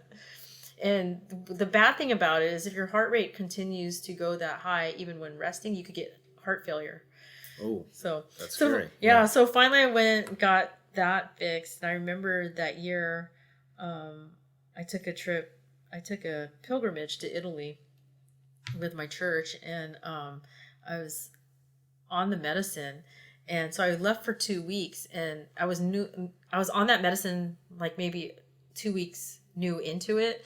So I come back and I had put on like 20 pounds because my thyroid had slowed down so much from the medicine, and I was like, what's going on? Like I got fat immediately. And then my doctor was like, okay, we got to slow it down now. Like, you're kidding. Isn't it weird how like an autoimmune disorder can do that? Yeah. And if you have that autoimmune disorder, you're prone to getting others like MS. Oh, so that's why I decided when this came out, I go, yeah, I need to jump on this because, eating bad, processed food, sugars, I really care about my health. Right. Yeah. The body is like, it acts like dominoes. Once one thing goes either good or bad, everything else follows. Yeah. And so it's crazy how powerful and amazing our bodies can be, but also how sensitive they are at the same time. Yeah. My favorite thing is like you can have people giving birth to like whole humans, right? But then we can cry over a paper cut. Yeah. And it's like, how do we do that? Those are two very different things. I know, totally. Yeah. Wow. That's incredible. Yeah. So I hope, I'm actually going to be a part of Point of Impact's with the shred challenge. The shred challenge. And I told. By the way, ladies and gentlemen, it's 2 months. You guys, actually, it's 6 weeks. You guys sign up with me. Let me know. Yes. Get you going. Get you moving. Learn something new. Yeah. Get healthy, and then we'll get your nutrition on track as well. There's also going to be someone who's going to counsel on nutrition as well. Yeah, Louis going to be doing that. Yeah, so it'd be great adjunct to what he offers. This is primarily what I'm, going to do is basically help with people who just want to reset, and reap the benefits of, the stem cell regeneration and help, reverse aging and stuff like that. So what I'm going to do is probably, I told Yoko I would like to, give a box, a kit to the winner, and actually kind of put it, incorporate it into that whole program if they can. Now I know that they're supposed to work out a minimum of how many? Is there like a requirement? They're supposed to show up. Yeah. Or as far as like the seminar that you guys are gonna do? Or no, the isn't there something like they have to exercise like? Oh yes, they have to come in 3 times a week. 3 times a week, yeah. So like, I don't think they would be able to do this longevity diet. However, I think you can make an exception if they want to jump on it and win the contest. I think they should do it. Okay. Yeah, because they will actually reset and drop the weight. Now, they can't exercise on it, is what I'm saying. Days. Yeah, for 5 days. But they can schedule it to the point where, like, if they can do it on a Friday, Saturday, Sunday, Monday, Tuesday, and then come back to work out, it's doable. Okay. So. Yeah, maybe we can just do something where as long as they show us that they're doing that and not going out for a long weekend and just eating whatever they wanted for 5 days. Yeah. But it's a commitment, this whole shred thing. I mean, first of all, they're paying for it, right? Yes. So that keeps them accountable. Like, if you pay for something, you really should pull through. Oh, yeah. They're paying for it, and there's cash prize, too, so you can make it back. I know. And they get a box of ProLon. So, so normally, and I'll just tell you, normally it costs $249 through the website. But and that's for a 1-5 day. Yeah. But because I'm a provider, healthcare provider, I actually have it through my yourantiagingnurse.com store. And I just give them a code to put in to get 20% off. Oh, wow. So it brings it down to like $190. And the company is giving $50 rebate that you have to mail in before October, the end of this year. And that's so really good. It goes down to $140. So I'm not, everyone's like, are you making money off your diet? I'm like, you know what? I'm not actually in it to make money. I'm actually in it to give it to my friends and family to reap the benefits because, I don't know. I just don't feel like, really doing that. I mean, I have a normal job. Like I love doing my job, but this I think is just a bonus for, maintaining, weight and health and sharing it with my friends. So, having been in, athletics and the fitness industry for the past few years now, the biggest thing is that people just aren't aware. They're not informed. And so something like this is really awesome because they have a whole book that goes along with it. Yeah. And they really know what they're going to be doing. Yeah. So that's pretty awesome. And they have the kit, so it's like, here, do it. It's 5 days. The it's not kit a long is thing. easy. It's just...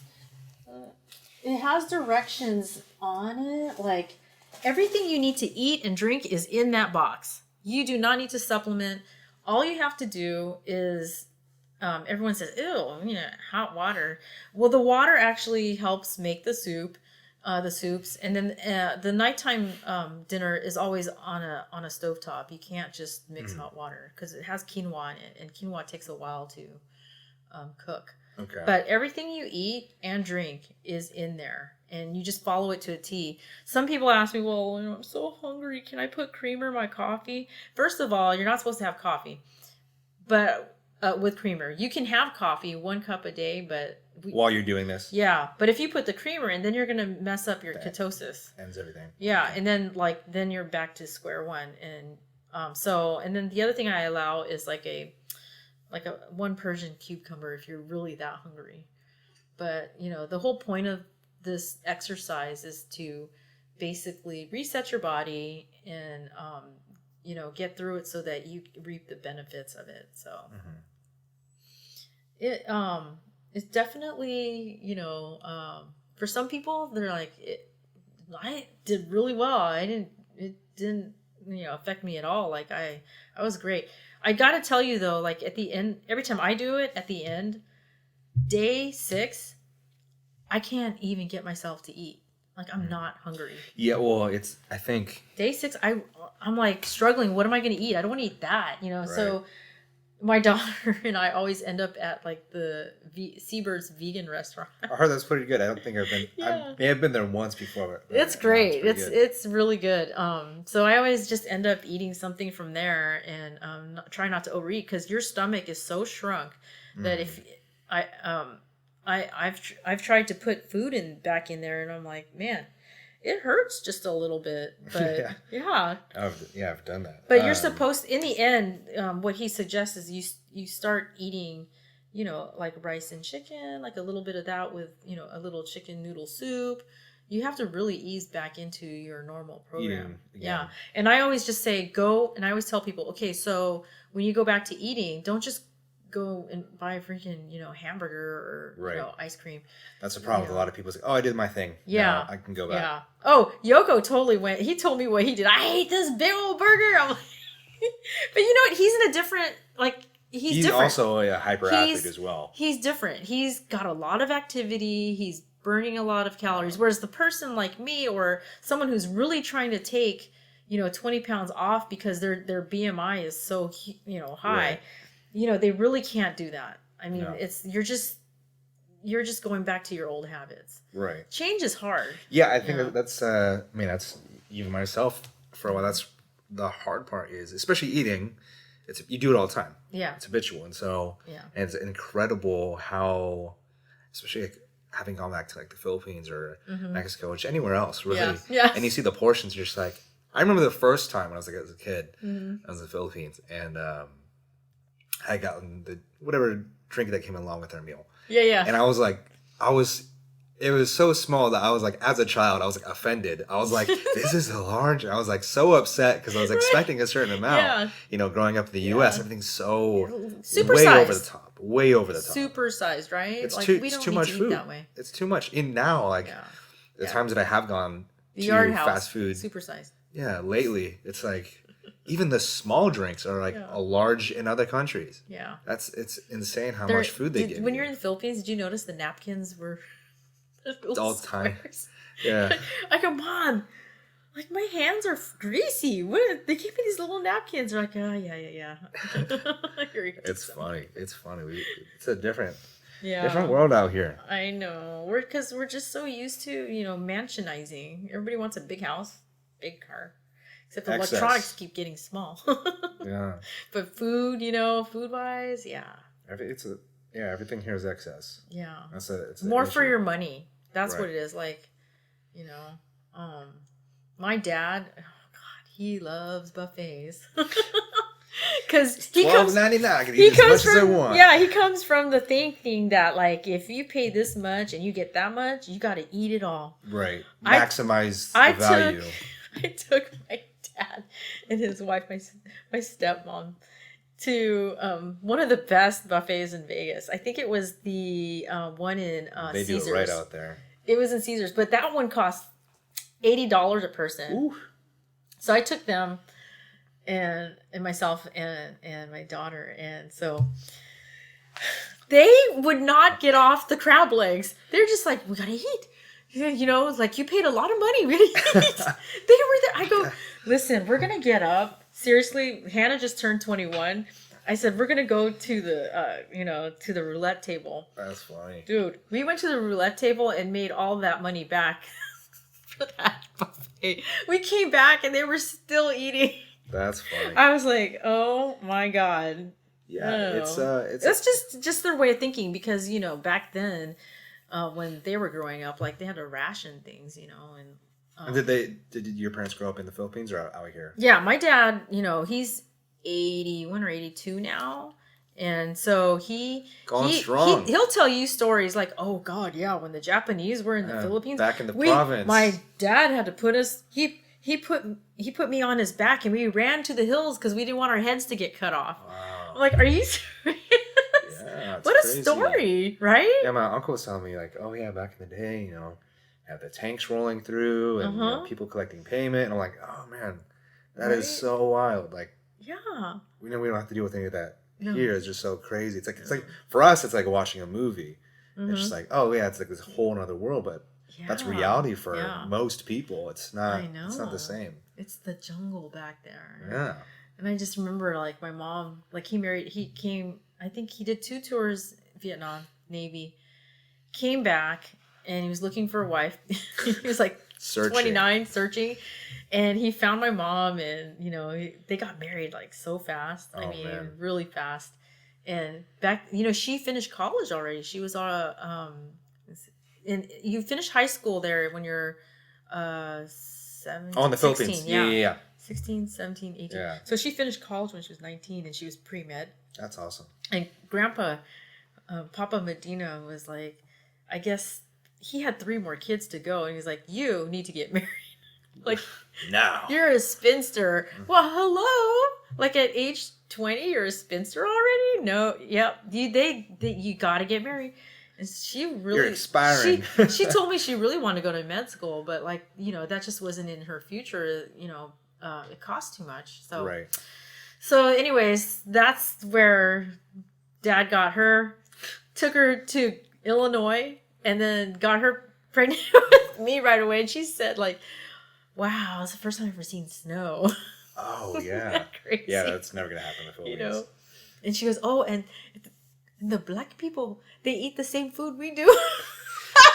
I tell people that all the time. I'm like, because we lived in the area where there was a lot of black people, and they eat pork feet. I was like laughing. I was like, guys, you have no, like, especially when people talk about black people and fried chicken. I was like, first of all, you need to go to the Philippines.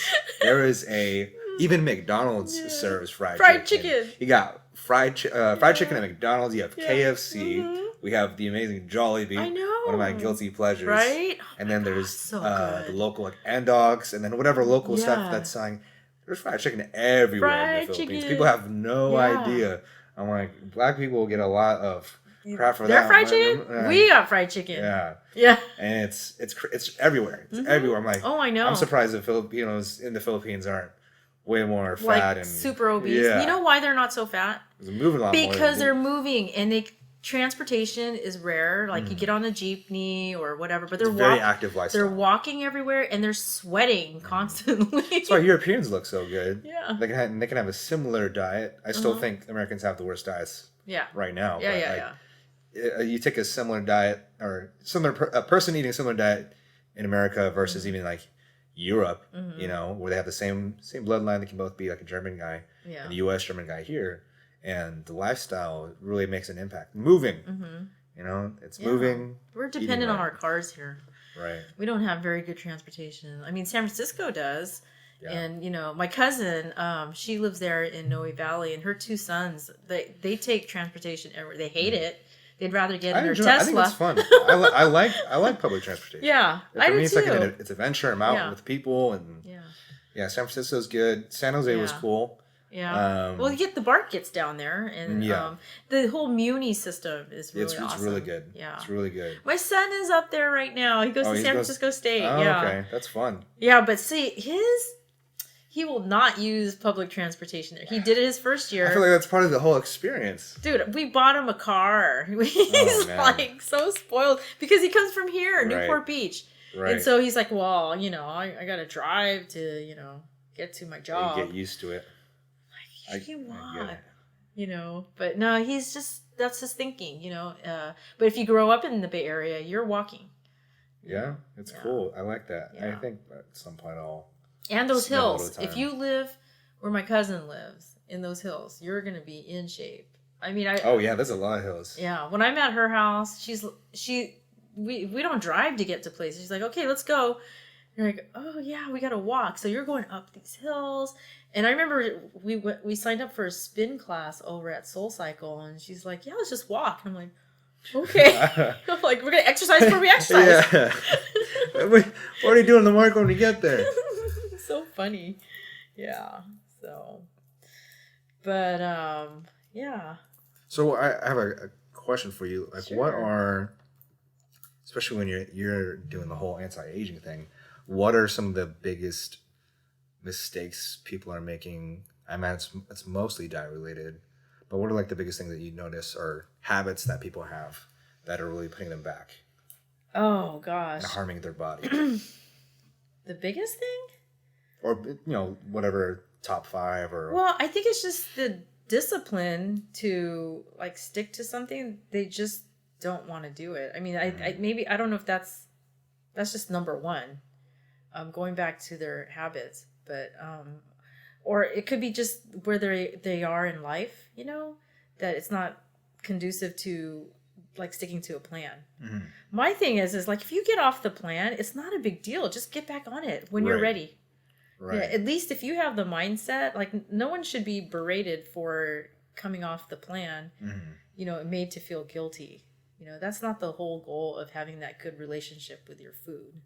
I think you really, really need to just, hey, figure out what's going on in your life, take care of it, take care of you, and then go back onto it. Some people are so afraid to go back on their plan. Really? Yeah. They're like, oh, you know, like I already, you know, like I messed up. It's no big deal. You know, I messed up. Might as well just go dive deep. Yeah. Like you know, I don't know. Honestly, I've never seen one factor that, you know, that would be an issue that's, you know, that people have in common. I'm just thinking it's just all of, you know, persevering and sticking to the plan is, an issue. But I also see that, the reasons for it it's just where they are in life, It's happened to me before, where I was in life, like, look, I got this dog, right. Bentley, and I haven't shown up to POI forever because of her. Yeah. She's an awesome. I don't even know. But honestly, did you know there's studies that say that, and I blogged about it. Studies that say that dog owners, or just in general pet owners, have longer longevity. They have longevity. They tend to because of the relationship. Because of the relationship. The hormones it produces, oxytocin. For when you see your dog, you're happy, and then the fact that you have to walk your dog. I think a lot of people who are active who have these dogs actually stay healthier. It makes you happy. You have to do things to. Yeah, I actually do walk this dog and run with her, and because she's medium energy, but when I come home, she's ready to go, and I have to. So it's like, okay, that took 1 hour. Now I gotta get to PO. Yeah. And I said I was talking to Yoko. I had texted him. I go, oh, you have a class at like 8:30. I think it is, right? See, I teach. If you want to do cardio kickboxing, I do the Tuesday, Thursday night. I teach at 7 and 8 p.m. At 8? 8 p.m. Okay, I'm gonna make the 8. One more plug for Point of Impact MMA. Come work out, Coach Christian. Tuesday, Thursday nights. Yeah, because Tuesday, Thursday. Every Tuesday and now Thursday, I gotta find my what's that thing called? My zone. My zone, the heart rate monitor. I gotta find the My Zone and get over there. Right. I love that My Zone, by the way. It's good. I use it every time I work out. Yeah. And actually, I hate it when I forget because I like knowing. And then for me, especially when I'm doing anything high intensity, even if it's just like on the treadmill, I tend to overdo things. I did wrestling in high school, and a lot of that, and my belief with fighting in general, a lot of that's just willpower. Do you want it more? Are you willing to suffer more than the other guy? In order to get that win. And so when you're used to training like that, especially when you're doing it on your own and you don't have guidance, if you're just doing your own thing, like even when I'm in the gym, you can always overdo it. And so for me, it helps me maintain a reasonable pace, and that way I can monitor. Okay, now I can bring it up. All right, now I get it back down. Or if I'm trying to do zone 2 cardio and just kind of target that, then I can maintain a speed and a level of intensity. And then I also get to see calorie wise, where I'm at, and then making sure that I'm on point with my intake and my output, making sure that I'm not too far off, especially if I have a hard training day. But you can tell where you're at and what you need to do to either push harder or and so I was putting it on with my trainer over at 24, and he could actually see it, and he's like, okay, go do 2 stairs. And I'm like, I was in green too long. He's like, you need to get back up to red. Right. Just it helps, for a little bit. Yeah, it helps as a coach too, because then I can really, because some people have a poker face and they don't look like they're dying, but they're killing it. Yeah. And then there's some people who are the reverse, where they sweat easy, and then it's like, it looks like they're working super hard, but they're really not. Yeah. And so it helps me kind of find that balance and make sure I'm pushing people in the right direction. And I'm building my classes around that to make sure that I'm going up and down. Oh, cool. Do a lot of people wear their My Zones when you're teaching?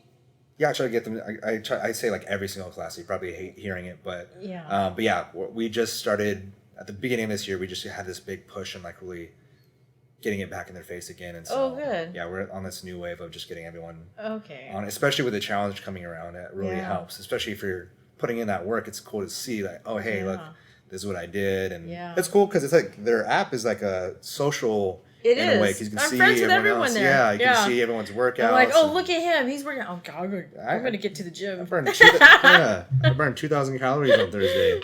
I did Muay Thai and I taught. I was like, it felt good. It was fun. And then, where were we going with that? Your class. You're in the My Zone. 8 p.m. Oh, I was saying, people there. I'm really proud of both of those classes. The people that come to those classes were very consistent. Okay. Every Tuesday and Thursday night, both the 7 and the 8. They'll switch here and there between those times and some of the other ones, but those people are very consistent. Okay. In, so. Okay.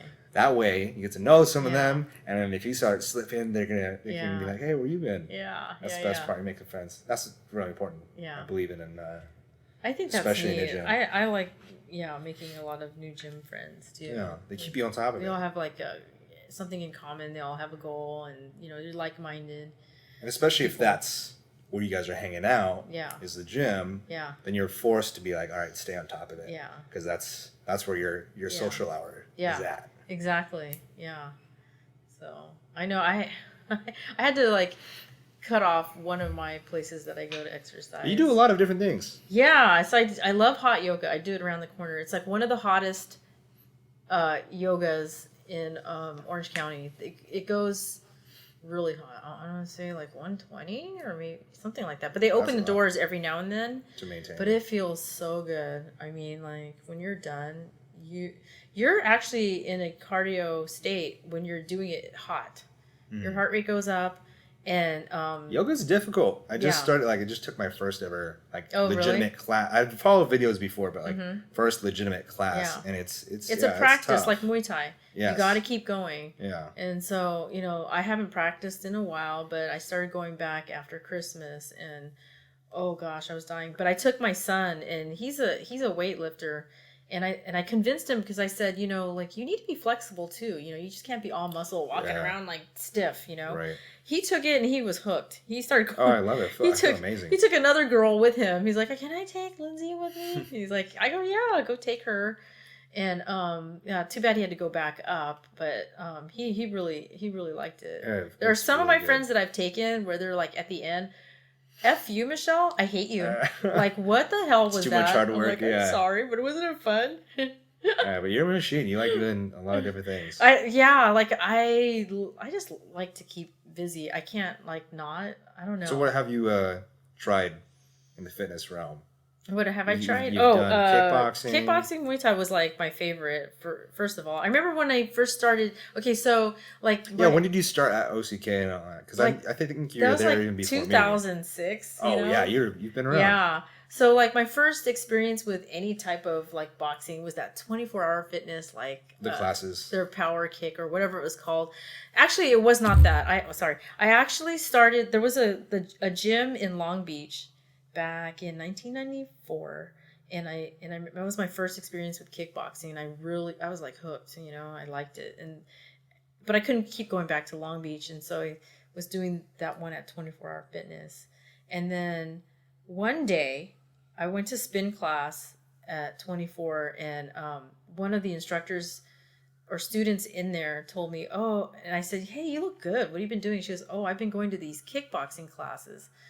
And I go, where's that at? And she's like, it's over there on Main Street, blah, blah, blah. So I'm like, yeah. I told the instructor, let's go check it out. So we did. And what really, like, not necessarily the kickboxing class, what really got me interested was the fact that they had a kids class. And so my kids have been coming with me to 24-hour fitness forever, but going into daycare. Right.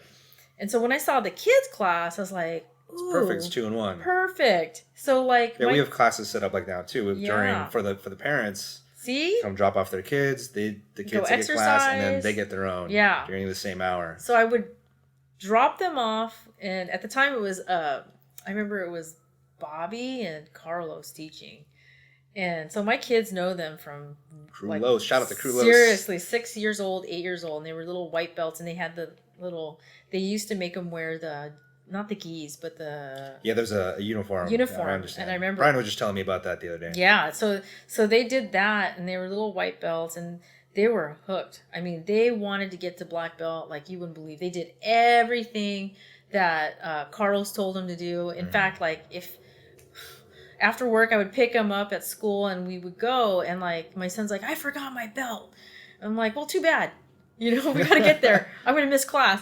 He's like, no, if you don't take me, he's going to make me do push-ups, and I'm going to be reprimanded, and I'm going to get in trouble. I'm like, dude, calm down. It's just OCK. It's not like...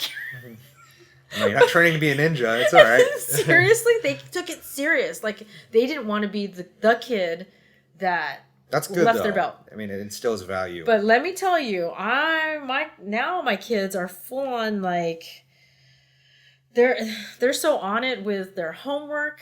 It disciplined them. Like things were done on time. I mean, there's my son is the worst though. I mean, like if he doesn't get something done on time, he has an anxiety attack. That's the only thing that he's very into like routine and whatnot. Very like, yeah, he like being in those classes, it really augmented my my parenting style, so I was always like it's always like the tiger mom.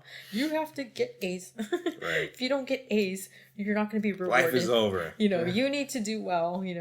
I said, there's nothing wrong with doing this kind of work. We need, these kind of people, but you always have to aim high, Right. So that's what they, that I have to say thank you to those people for, helping me shape my kids the way they are. Right. And I see that at POI with those kids too, it's the same kind of philosophy, trying to get them to work, to a higher belt. Yeah, having obviously both Yoko and then now Brian too. Yeah, Brian's awesome. And then Brian having let me tell you, he was a student with my kids. He was just that little boy too, I remember. Yeah. And like to see him grow up and be this amazing instructor, like wow. That's cool because he got his kid's black belt. Yeah. Which is super awesome. Now he's passing that on to the new generation. Yeah. It's funny because like Yoko was his coach, and now right? it's same. Yeah, Yoko was my kid's coach too. Because when Los went into he became a police officer, he pretty much took over that program, and they were kind of scared of Yoko too. Oh, he's a big dude, and he's got this deep voice. It's like, hey, what's she doing over there? Yeah. But like they're like, yeah, Yoko. Okay. Yeah, don't forget your belt. Yeah, I want to mess around in his class if I was a kid too. I still don't want to mess around now, but yeah, and he makes you work hard. Mm-hmm. Yeah, he's definitely got the discipline and But it's great. But it's so great to like these kids like look up to him, and they want to emulate him. So it's awesome. He's a very good guy, I think. Or I mean, really, POI came into fruition because of his character. Yeah, and it's really cool. And for me, it keeps me motivated to see like all of his opportunities. I really just believe it's because of who he is as a person. Yeah. And people just gravitate towards that positive energy. Well, yeah, I used to give him his IVs. Mm-hmm. I'm like, oh, look at him, and he's like, so could you IVs? I'm like, yeah, and I remember doing that for some of the fighters. Like I you know why? And I didn't make money or charge people. If people used to say like, what is she doing that for? Is this a business? It wasn't. It was just because I really enjoyed, those fighters and watching them succeed. Like I used to go to Hollywood's fights all the time, or Jesse's. Yeah. Oh, I don't think he even like I videotaped his and put his on my Instagram once. And that was like one of his first fights. Like I enjoy watching these guys grow up and be, successful at what they do in that whole craft of Muay Thai. It's amazing. Even the girls too. Oh yeah.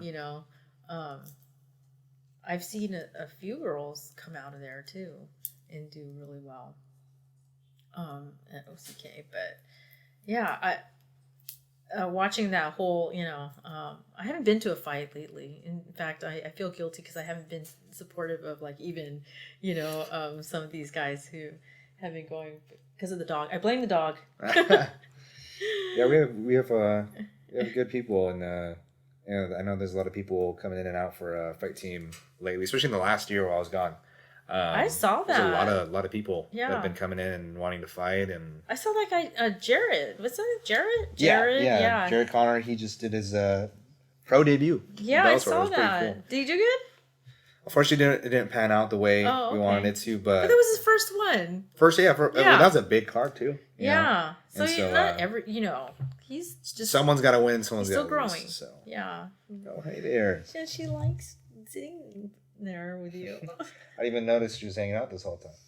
Yeah. But Yeah, it's a positive thing. It's a good place, good people. I know. Wow, this has been a POI plug, but you can't help it. I love it when both of you and I, go there. We can relate. That's actually how we know each other. Yeah, so. Exactly. For people that are wondering. Yeah. But So. Cute. No, she's so fluffy too. Right? These golden doodles are amazing. Oh, pets. yes. We have to talk about your dog. Yes. And the fact that your dog is a model. Yeah, she's a dog model. Yes. And so 8 months. 8 months old. So wow. So when I got her, already killing it. I just started taking pictures of her, and of course I have empty nest syndrome. And so I started buying these like cute little bandanas for her from this company called Doodle Do Threads, and they're based up north. And so anyways, one day they said, oh, we're gonna do this model search, and so I was talking to the owner on text, and I go, hey, good luck with finding your new models. And she goes, well, why don't you like try out with Bentley? And so I go, okay. So I put up a post with her dressed up in a Doodle Do thread, and she was able to make the team, the Doodle Do team, and be an ambassador. So with that, she gets more. She gets followers, and we get sponsored on some of the items that that she hand makes. Actually, these bandanas are handmade. Oh, wow. Yeah, and it's a small mom and pop business. And so basically with my phone, I just take pictures of her, and she's really good at just sitting there. Yeah. Sometimes. She's calm right now. These past couple hours. Oh, when she saw you, she was just like, oh, a new person. Yeah. Hey, woohoo.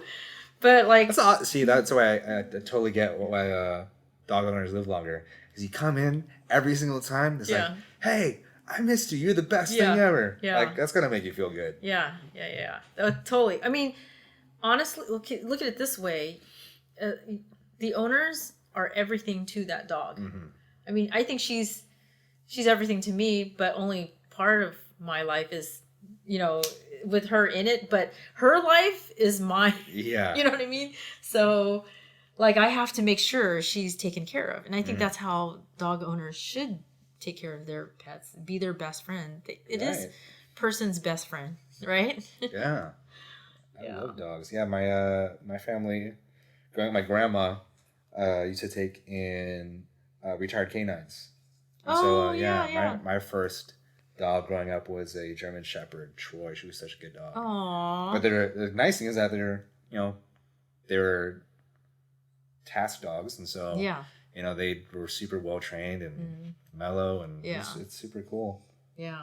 When you pick a dog, I really believe that your choice can't be just based on like the look of the dog. You really have to know what that dog's job is in life, right? Mm-hmm.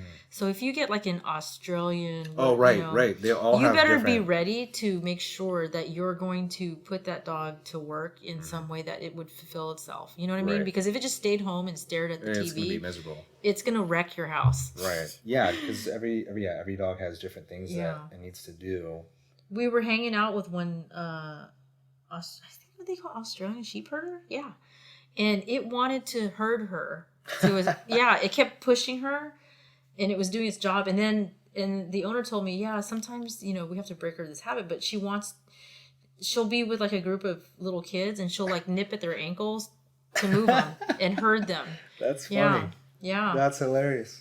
So, it was funny. Like that dog was like pushing Bentley, and she's like, huh? I'm a doodle. I'm like, what? But these doodles, the reason why they started breeding them was because of the fact that they make great therapy service dogs, with their smart like poodle brain and their loving retriever, attitude. So like I just got done with a 6-week program. My really good friend Betty Estremo, she's a dog trainer, and she said, hey, Michelle, let's get your dog in. And so I learned a lot about how to train a dog. Like I used to train my own dogs, but her way is like using a lot of positive reinforcement. So I have to have snacks everywhere I go to reinforce the habit. So like if she's ready to go look at something that she's not supposed to, or like, do something that where we would go, bad dog, no. Instead, it would be leave it. See, she knows. Oh, wow. And then I would have to give her food. So like if she was going to go get something, she knows what leave it is. It means leave it alone. And then she'll come to me and I'll give her a snack, You know what? That's, it's crazy. I love that nowadays. Mental health is like really in the forefront of things. Yeah. Because even like with dogs, we separate ourselves and like the way they act with the way we act, but really it's like not so different. Like, I've been in places, I've left jobs because the style of which the management is and the communication, there's a certain way to do it. You could either berate someone for messing up and not fulfilling a task, or you can coach them and correct them and help them figure out what they did. There's certain people that either don't care about their job or whatever, but I'm talking about your average worker. There's always a way to make them like, hey, there's a positive. If you're not doing what you're supposed to do, at least you're learning the process. Well, I think today's generation, your generation, relies on the positive reinforcement. When I grew up, we're called the lost generation, Generation X. When I grew up, it was like, oh, you didn't win at your sport? Well, that means you didn't do well, and try harder next time. When my mom used to take me to piano competitions, like if I messed up, oh my God, it was like I didn't hear the end of it, or it was like, well, you just didn't do well, so good job anyways. And but you just need to do it this way next time. I mean, it wasn't like she was mean or anything. She was just like, different than the way it is now. Like when I raised my kids, we were buying fake trophies to give to them at the competition to say, hey, good job, even though they didn't earn it. Right. They would have a table of trophies without their names, and then we would rush to you did so good, Hannah, doesn't matter, you just had fun, here you go, here's a trophy. And she'd be like, And I think I didn't win, but I got a trophy. That's why the older generations are disgruntled, because it's like, you didn't win. You millennials. Why are you guys? I mean, you guys are getting the bad rap, the snowflake term, and then all that. Well, I think a lot of people are just bitter, but every generation does it to the generation after. You see it every single time. In nursing, so I also do adjunct. Like I'm a adjunct professor for Cal State Long Beach.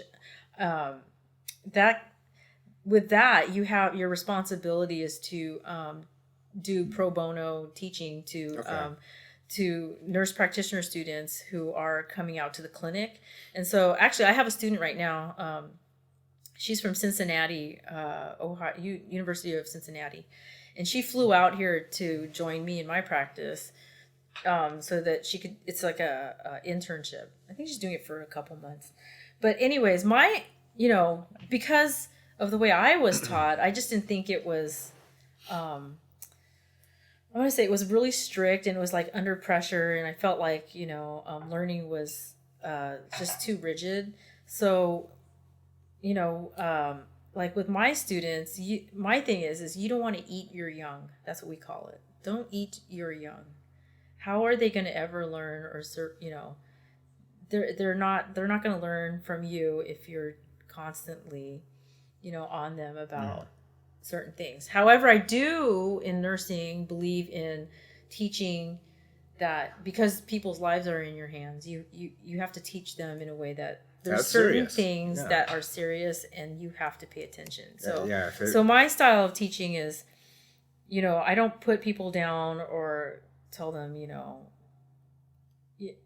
that they're no good or whatever. I always say, look, you could have done it this way, but next time, your way wasn't gonna, help the patient or, make them feel better or whatever. You have to do it this way, because if you do it this way, chances are you could be taken to court and you could be sued. Right. There's consequences. Or they could die. This is, people's lives are at stake. So so in nursing there, you do have to be a little serious about, how you're training, young nurse practitioners, as they're going through their internship, but in a job setting, us older people, sometimes we do get upset at the younger people because we feel like they don't have a urge of, the sense of urgency to complete a task. And so we get kind of upset with, these millennials. Yeah. Like they're entitled, right. like they want a trophy for everything, right. But no, it's true. I think there's, a middle ground. I think, you should always praise someone for the good efforts that they do.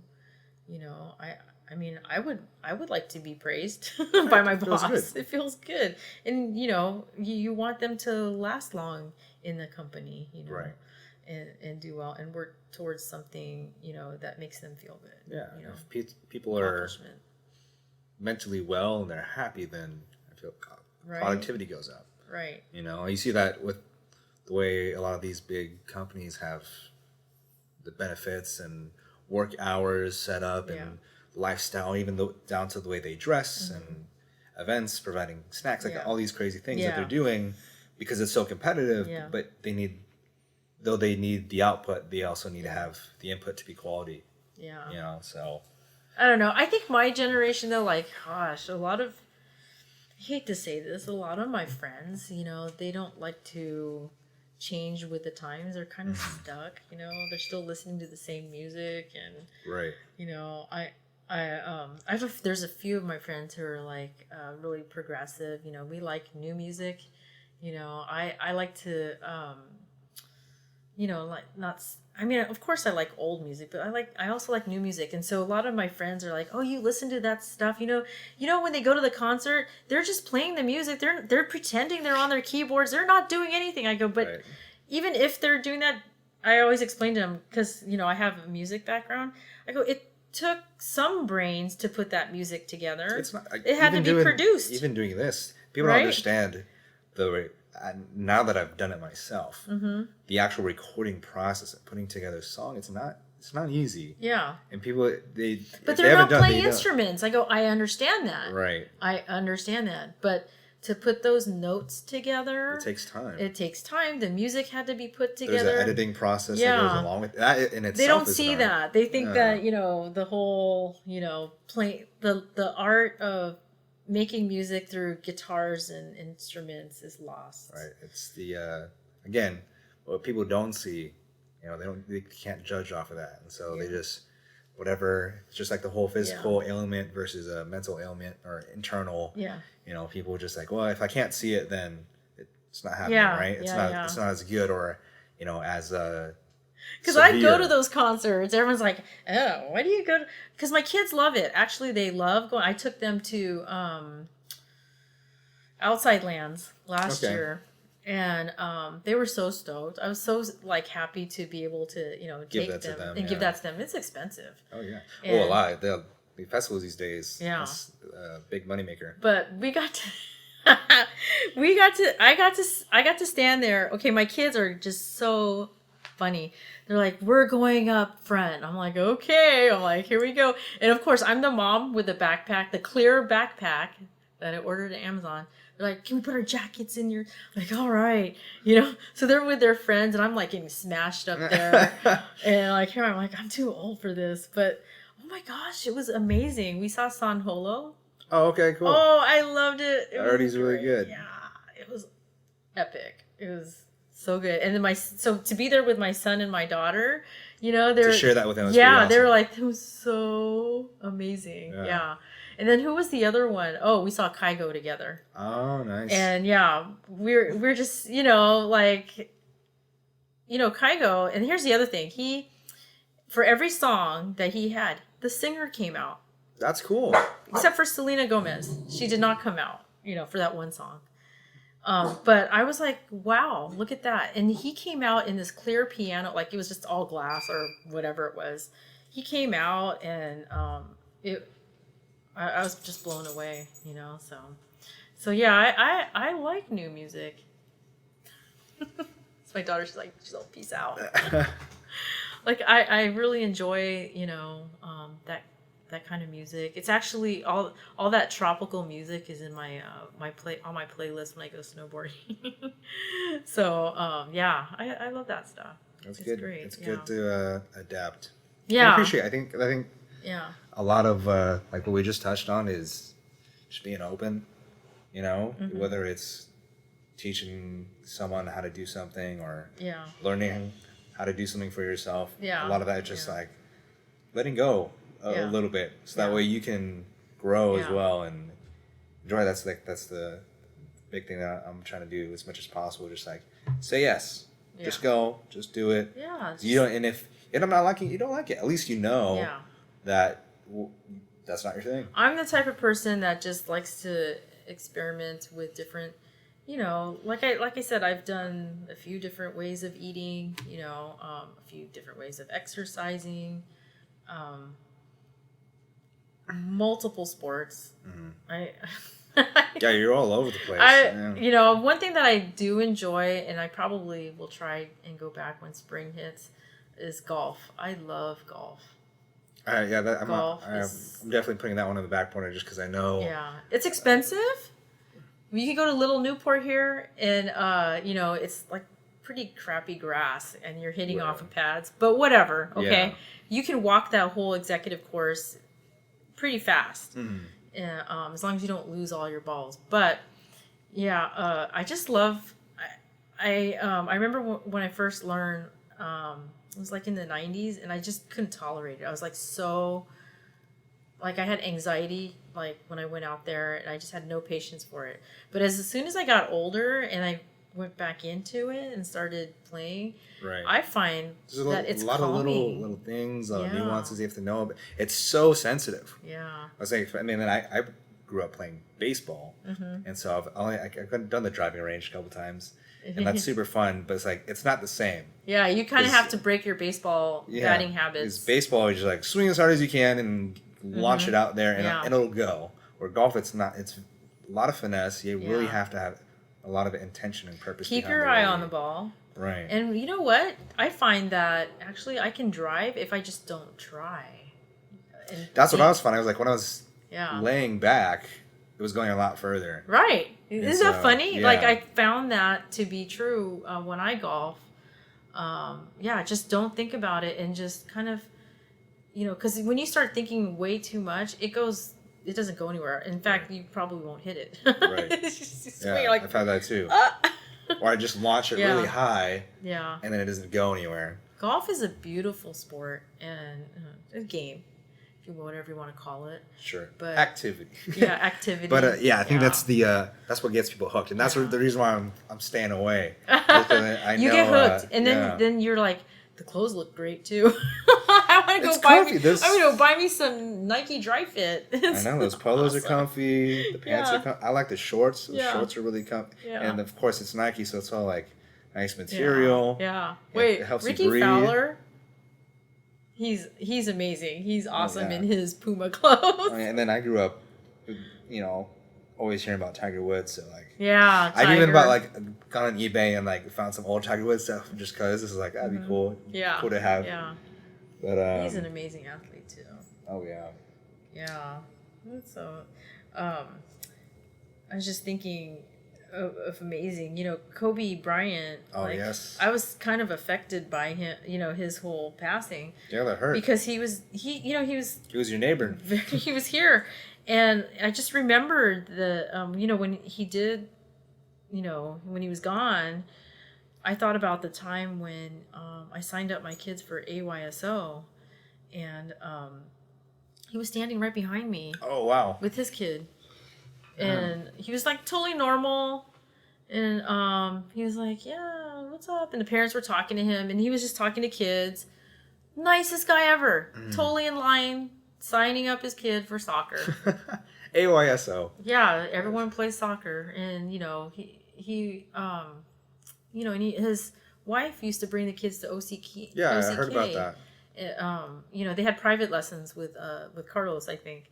But, you know, they were part of the community, so it was kind of sad, you know. Yeah, that's right. The cool thing I heard, that's what hurt, is that for me, my friends always saw him growing up, and like I was like, oh yeah, he was just that claim jumper. Yeah. He was at the store, and I ran into him at Rouse or something, and then I never got that, and so I was just like, oh man, that was like one of the people. Yeah. Because for me, I looked up to him as an athlete, right? Just because of, I think, he's almost like Bruce Lee for this generation as far as putting work ethic on a pedestal, and just if you want it, you can do that. And like, for me, I consider him. Yeah. He's my goat. And he's just encouraging everybody, you know. Right. My really good friend, he's mayor of Garden Grove, Steve Jones. I went to high school with him, and he just had like the state of the city. He's trying to rebuild Garden Grove, and he put up this video of First time my childhood. Love that place. Yeah. Oh. A lot of good memories. Yeah. Garden Grove. Woo! Yeah, shout out to Garden Grove. Yeah. Orange County, That's Southern amazing California. that you actually, grew up there for part of your childhood. I thought that was amazing. Yeah, I love that place. Yeah, so we share kindred spirit here, okay? Yeah. So Garden Grove, that's my main taco shop. Yeah. Well, so he put up a short video of Kobe. Kobe had visited Santiago High School, and I didn't know that. Oh, okay. He went there, and he did a coaching I don't know, like a basketball clinic for the kids there. He's done a lot of those, yeah. Yeah, and he got, he was in front of the camera, and he's like, hey, kids from, team from Santiago. It was just his message. He just like, keep practicing, and, you're going to be great. And, it was just so uplifting, but Steve had put that on his little clip for part of that State of the City address because Kobe had just passed away like days before for that event. So anyway, Steve Jones, woohoo, mayor. Like Steve is like one of us kids, his dad was like the team doctor for our high school. Oh, okay. And so Steve, he just started, he wanted to, stay in the city that he grew up in and beautify it. And he's doing a great job. I love that. Yeah. He actually put that brewery, or not that beer next to Grove High School, the one that's owned by Timu from the Ducks. Is that whole craft beer? That craft. Steel craft thing? Uh-huh. That was pretty cool. I just drove by it the other day. I've only heard about it, but I heard it's pretty cool. It's pretty cool. Like he actually was, the key person to put that together because he became friends with Timu who, put that up. He owns that steak place down in Laguna. Gosh, why can't I remember the name? Anyways, that's his restaurant, and he's doing that. And then the other thing that Steve put up was the water park, the water slide, the Wolf Lodge. Wolf Lodge. Oh, yes, okay. That was his doing. Oh, that's cool. Yeah, I've never been there, but every time I drive by, it's so much fun. It looks like a lot of fun. It is so much fun. If you and your huge friends feel like being kids again, go to that thing. I mean, it looks nice. It's nice because it's like relatively new, right? It's new. It's like a few years old. Maybe 4 or 5 years old now. I thought for some reason maybe I had missed it growing up. I mean, no. It's brand new. So things like that, and putting up. I think he just wants to, it's called Reimagine Garden Grove. That's the whole title of it. So that's cool. But I remember Steve asking me, "Would you live in Garden Grove?" I go, "No." I didn't mean it that way. I'm just like, no, because in Costa Mesa, I have my spin studio, right? And then OCK was down the street, right? And then he really listened to me about why I didn't want to live in Garden Grove, and so then he he listens to people all the time. That's awesome. Yeah, Garden Grove is, I think, Westminster, Fountain Valley, those cities are very just docile. It's very calm. There's not you're living. There's not a lot like you said. You're not going to whatever rock climbing. Yeah, it's not a lot of anything super exciting. It's family oriented. I mean, very relaxed. Costa Mesa is family oriented too, but there's a lot going on there still. The back bay is where I raised the kids. Right off, they call it the east side, Costa Mesa. It's just a different neighborhood. It's not like Fountain Valley where everything is like a cookie cutter home, where you have those new, like, you know, relatively new homes. Everything is old in the east side. In fact, you know, where Goat Hill Tavern is, that was actually a goat hill where they would, that's why it was actual named goats? Goats, yeah. Oh, wow. Yeah, there was goats on the hill that they herded. So that's why it was called Goat Hill Tavern. But yeah, it's pretty. I just learned something today. A little local history. It's pretty old, and so yeah, it's not the same kind of neighborhood that you get like in Garden Grove, Fountain Valley. You know, it's constantly being reinvented. Right. You know? So a lot of those businesses in Costa Mesa, you know, are, you could tell it's just restaurant exercise oriented. That's why I want to say there's a ton of yoga, Pilates. It's a very active. There's like a lot of MMA and jiu-jitsu that's going on there. Yeah. It's very active.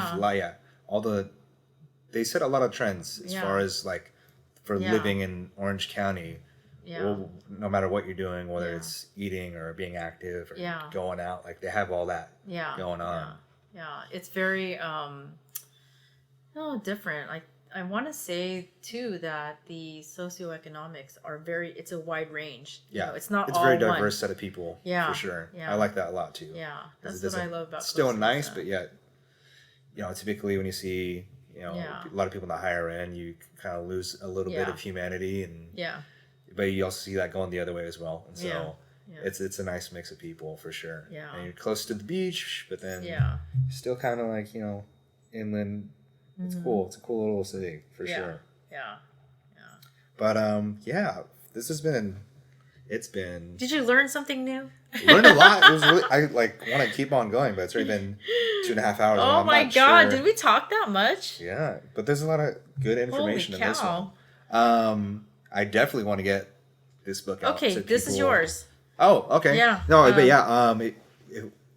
What I'll do in just a second, once we officially wrap this up, I'll grab all the links that's necessary for people, and then we'll get your dog's Instagram on there. Oh yeah, doggy IG model, and then everything that we talked about, I'll try to plug into the description. Yeah.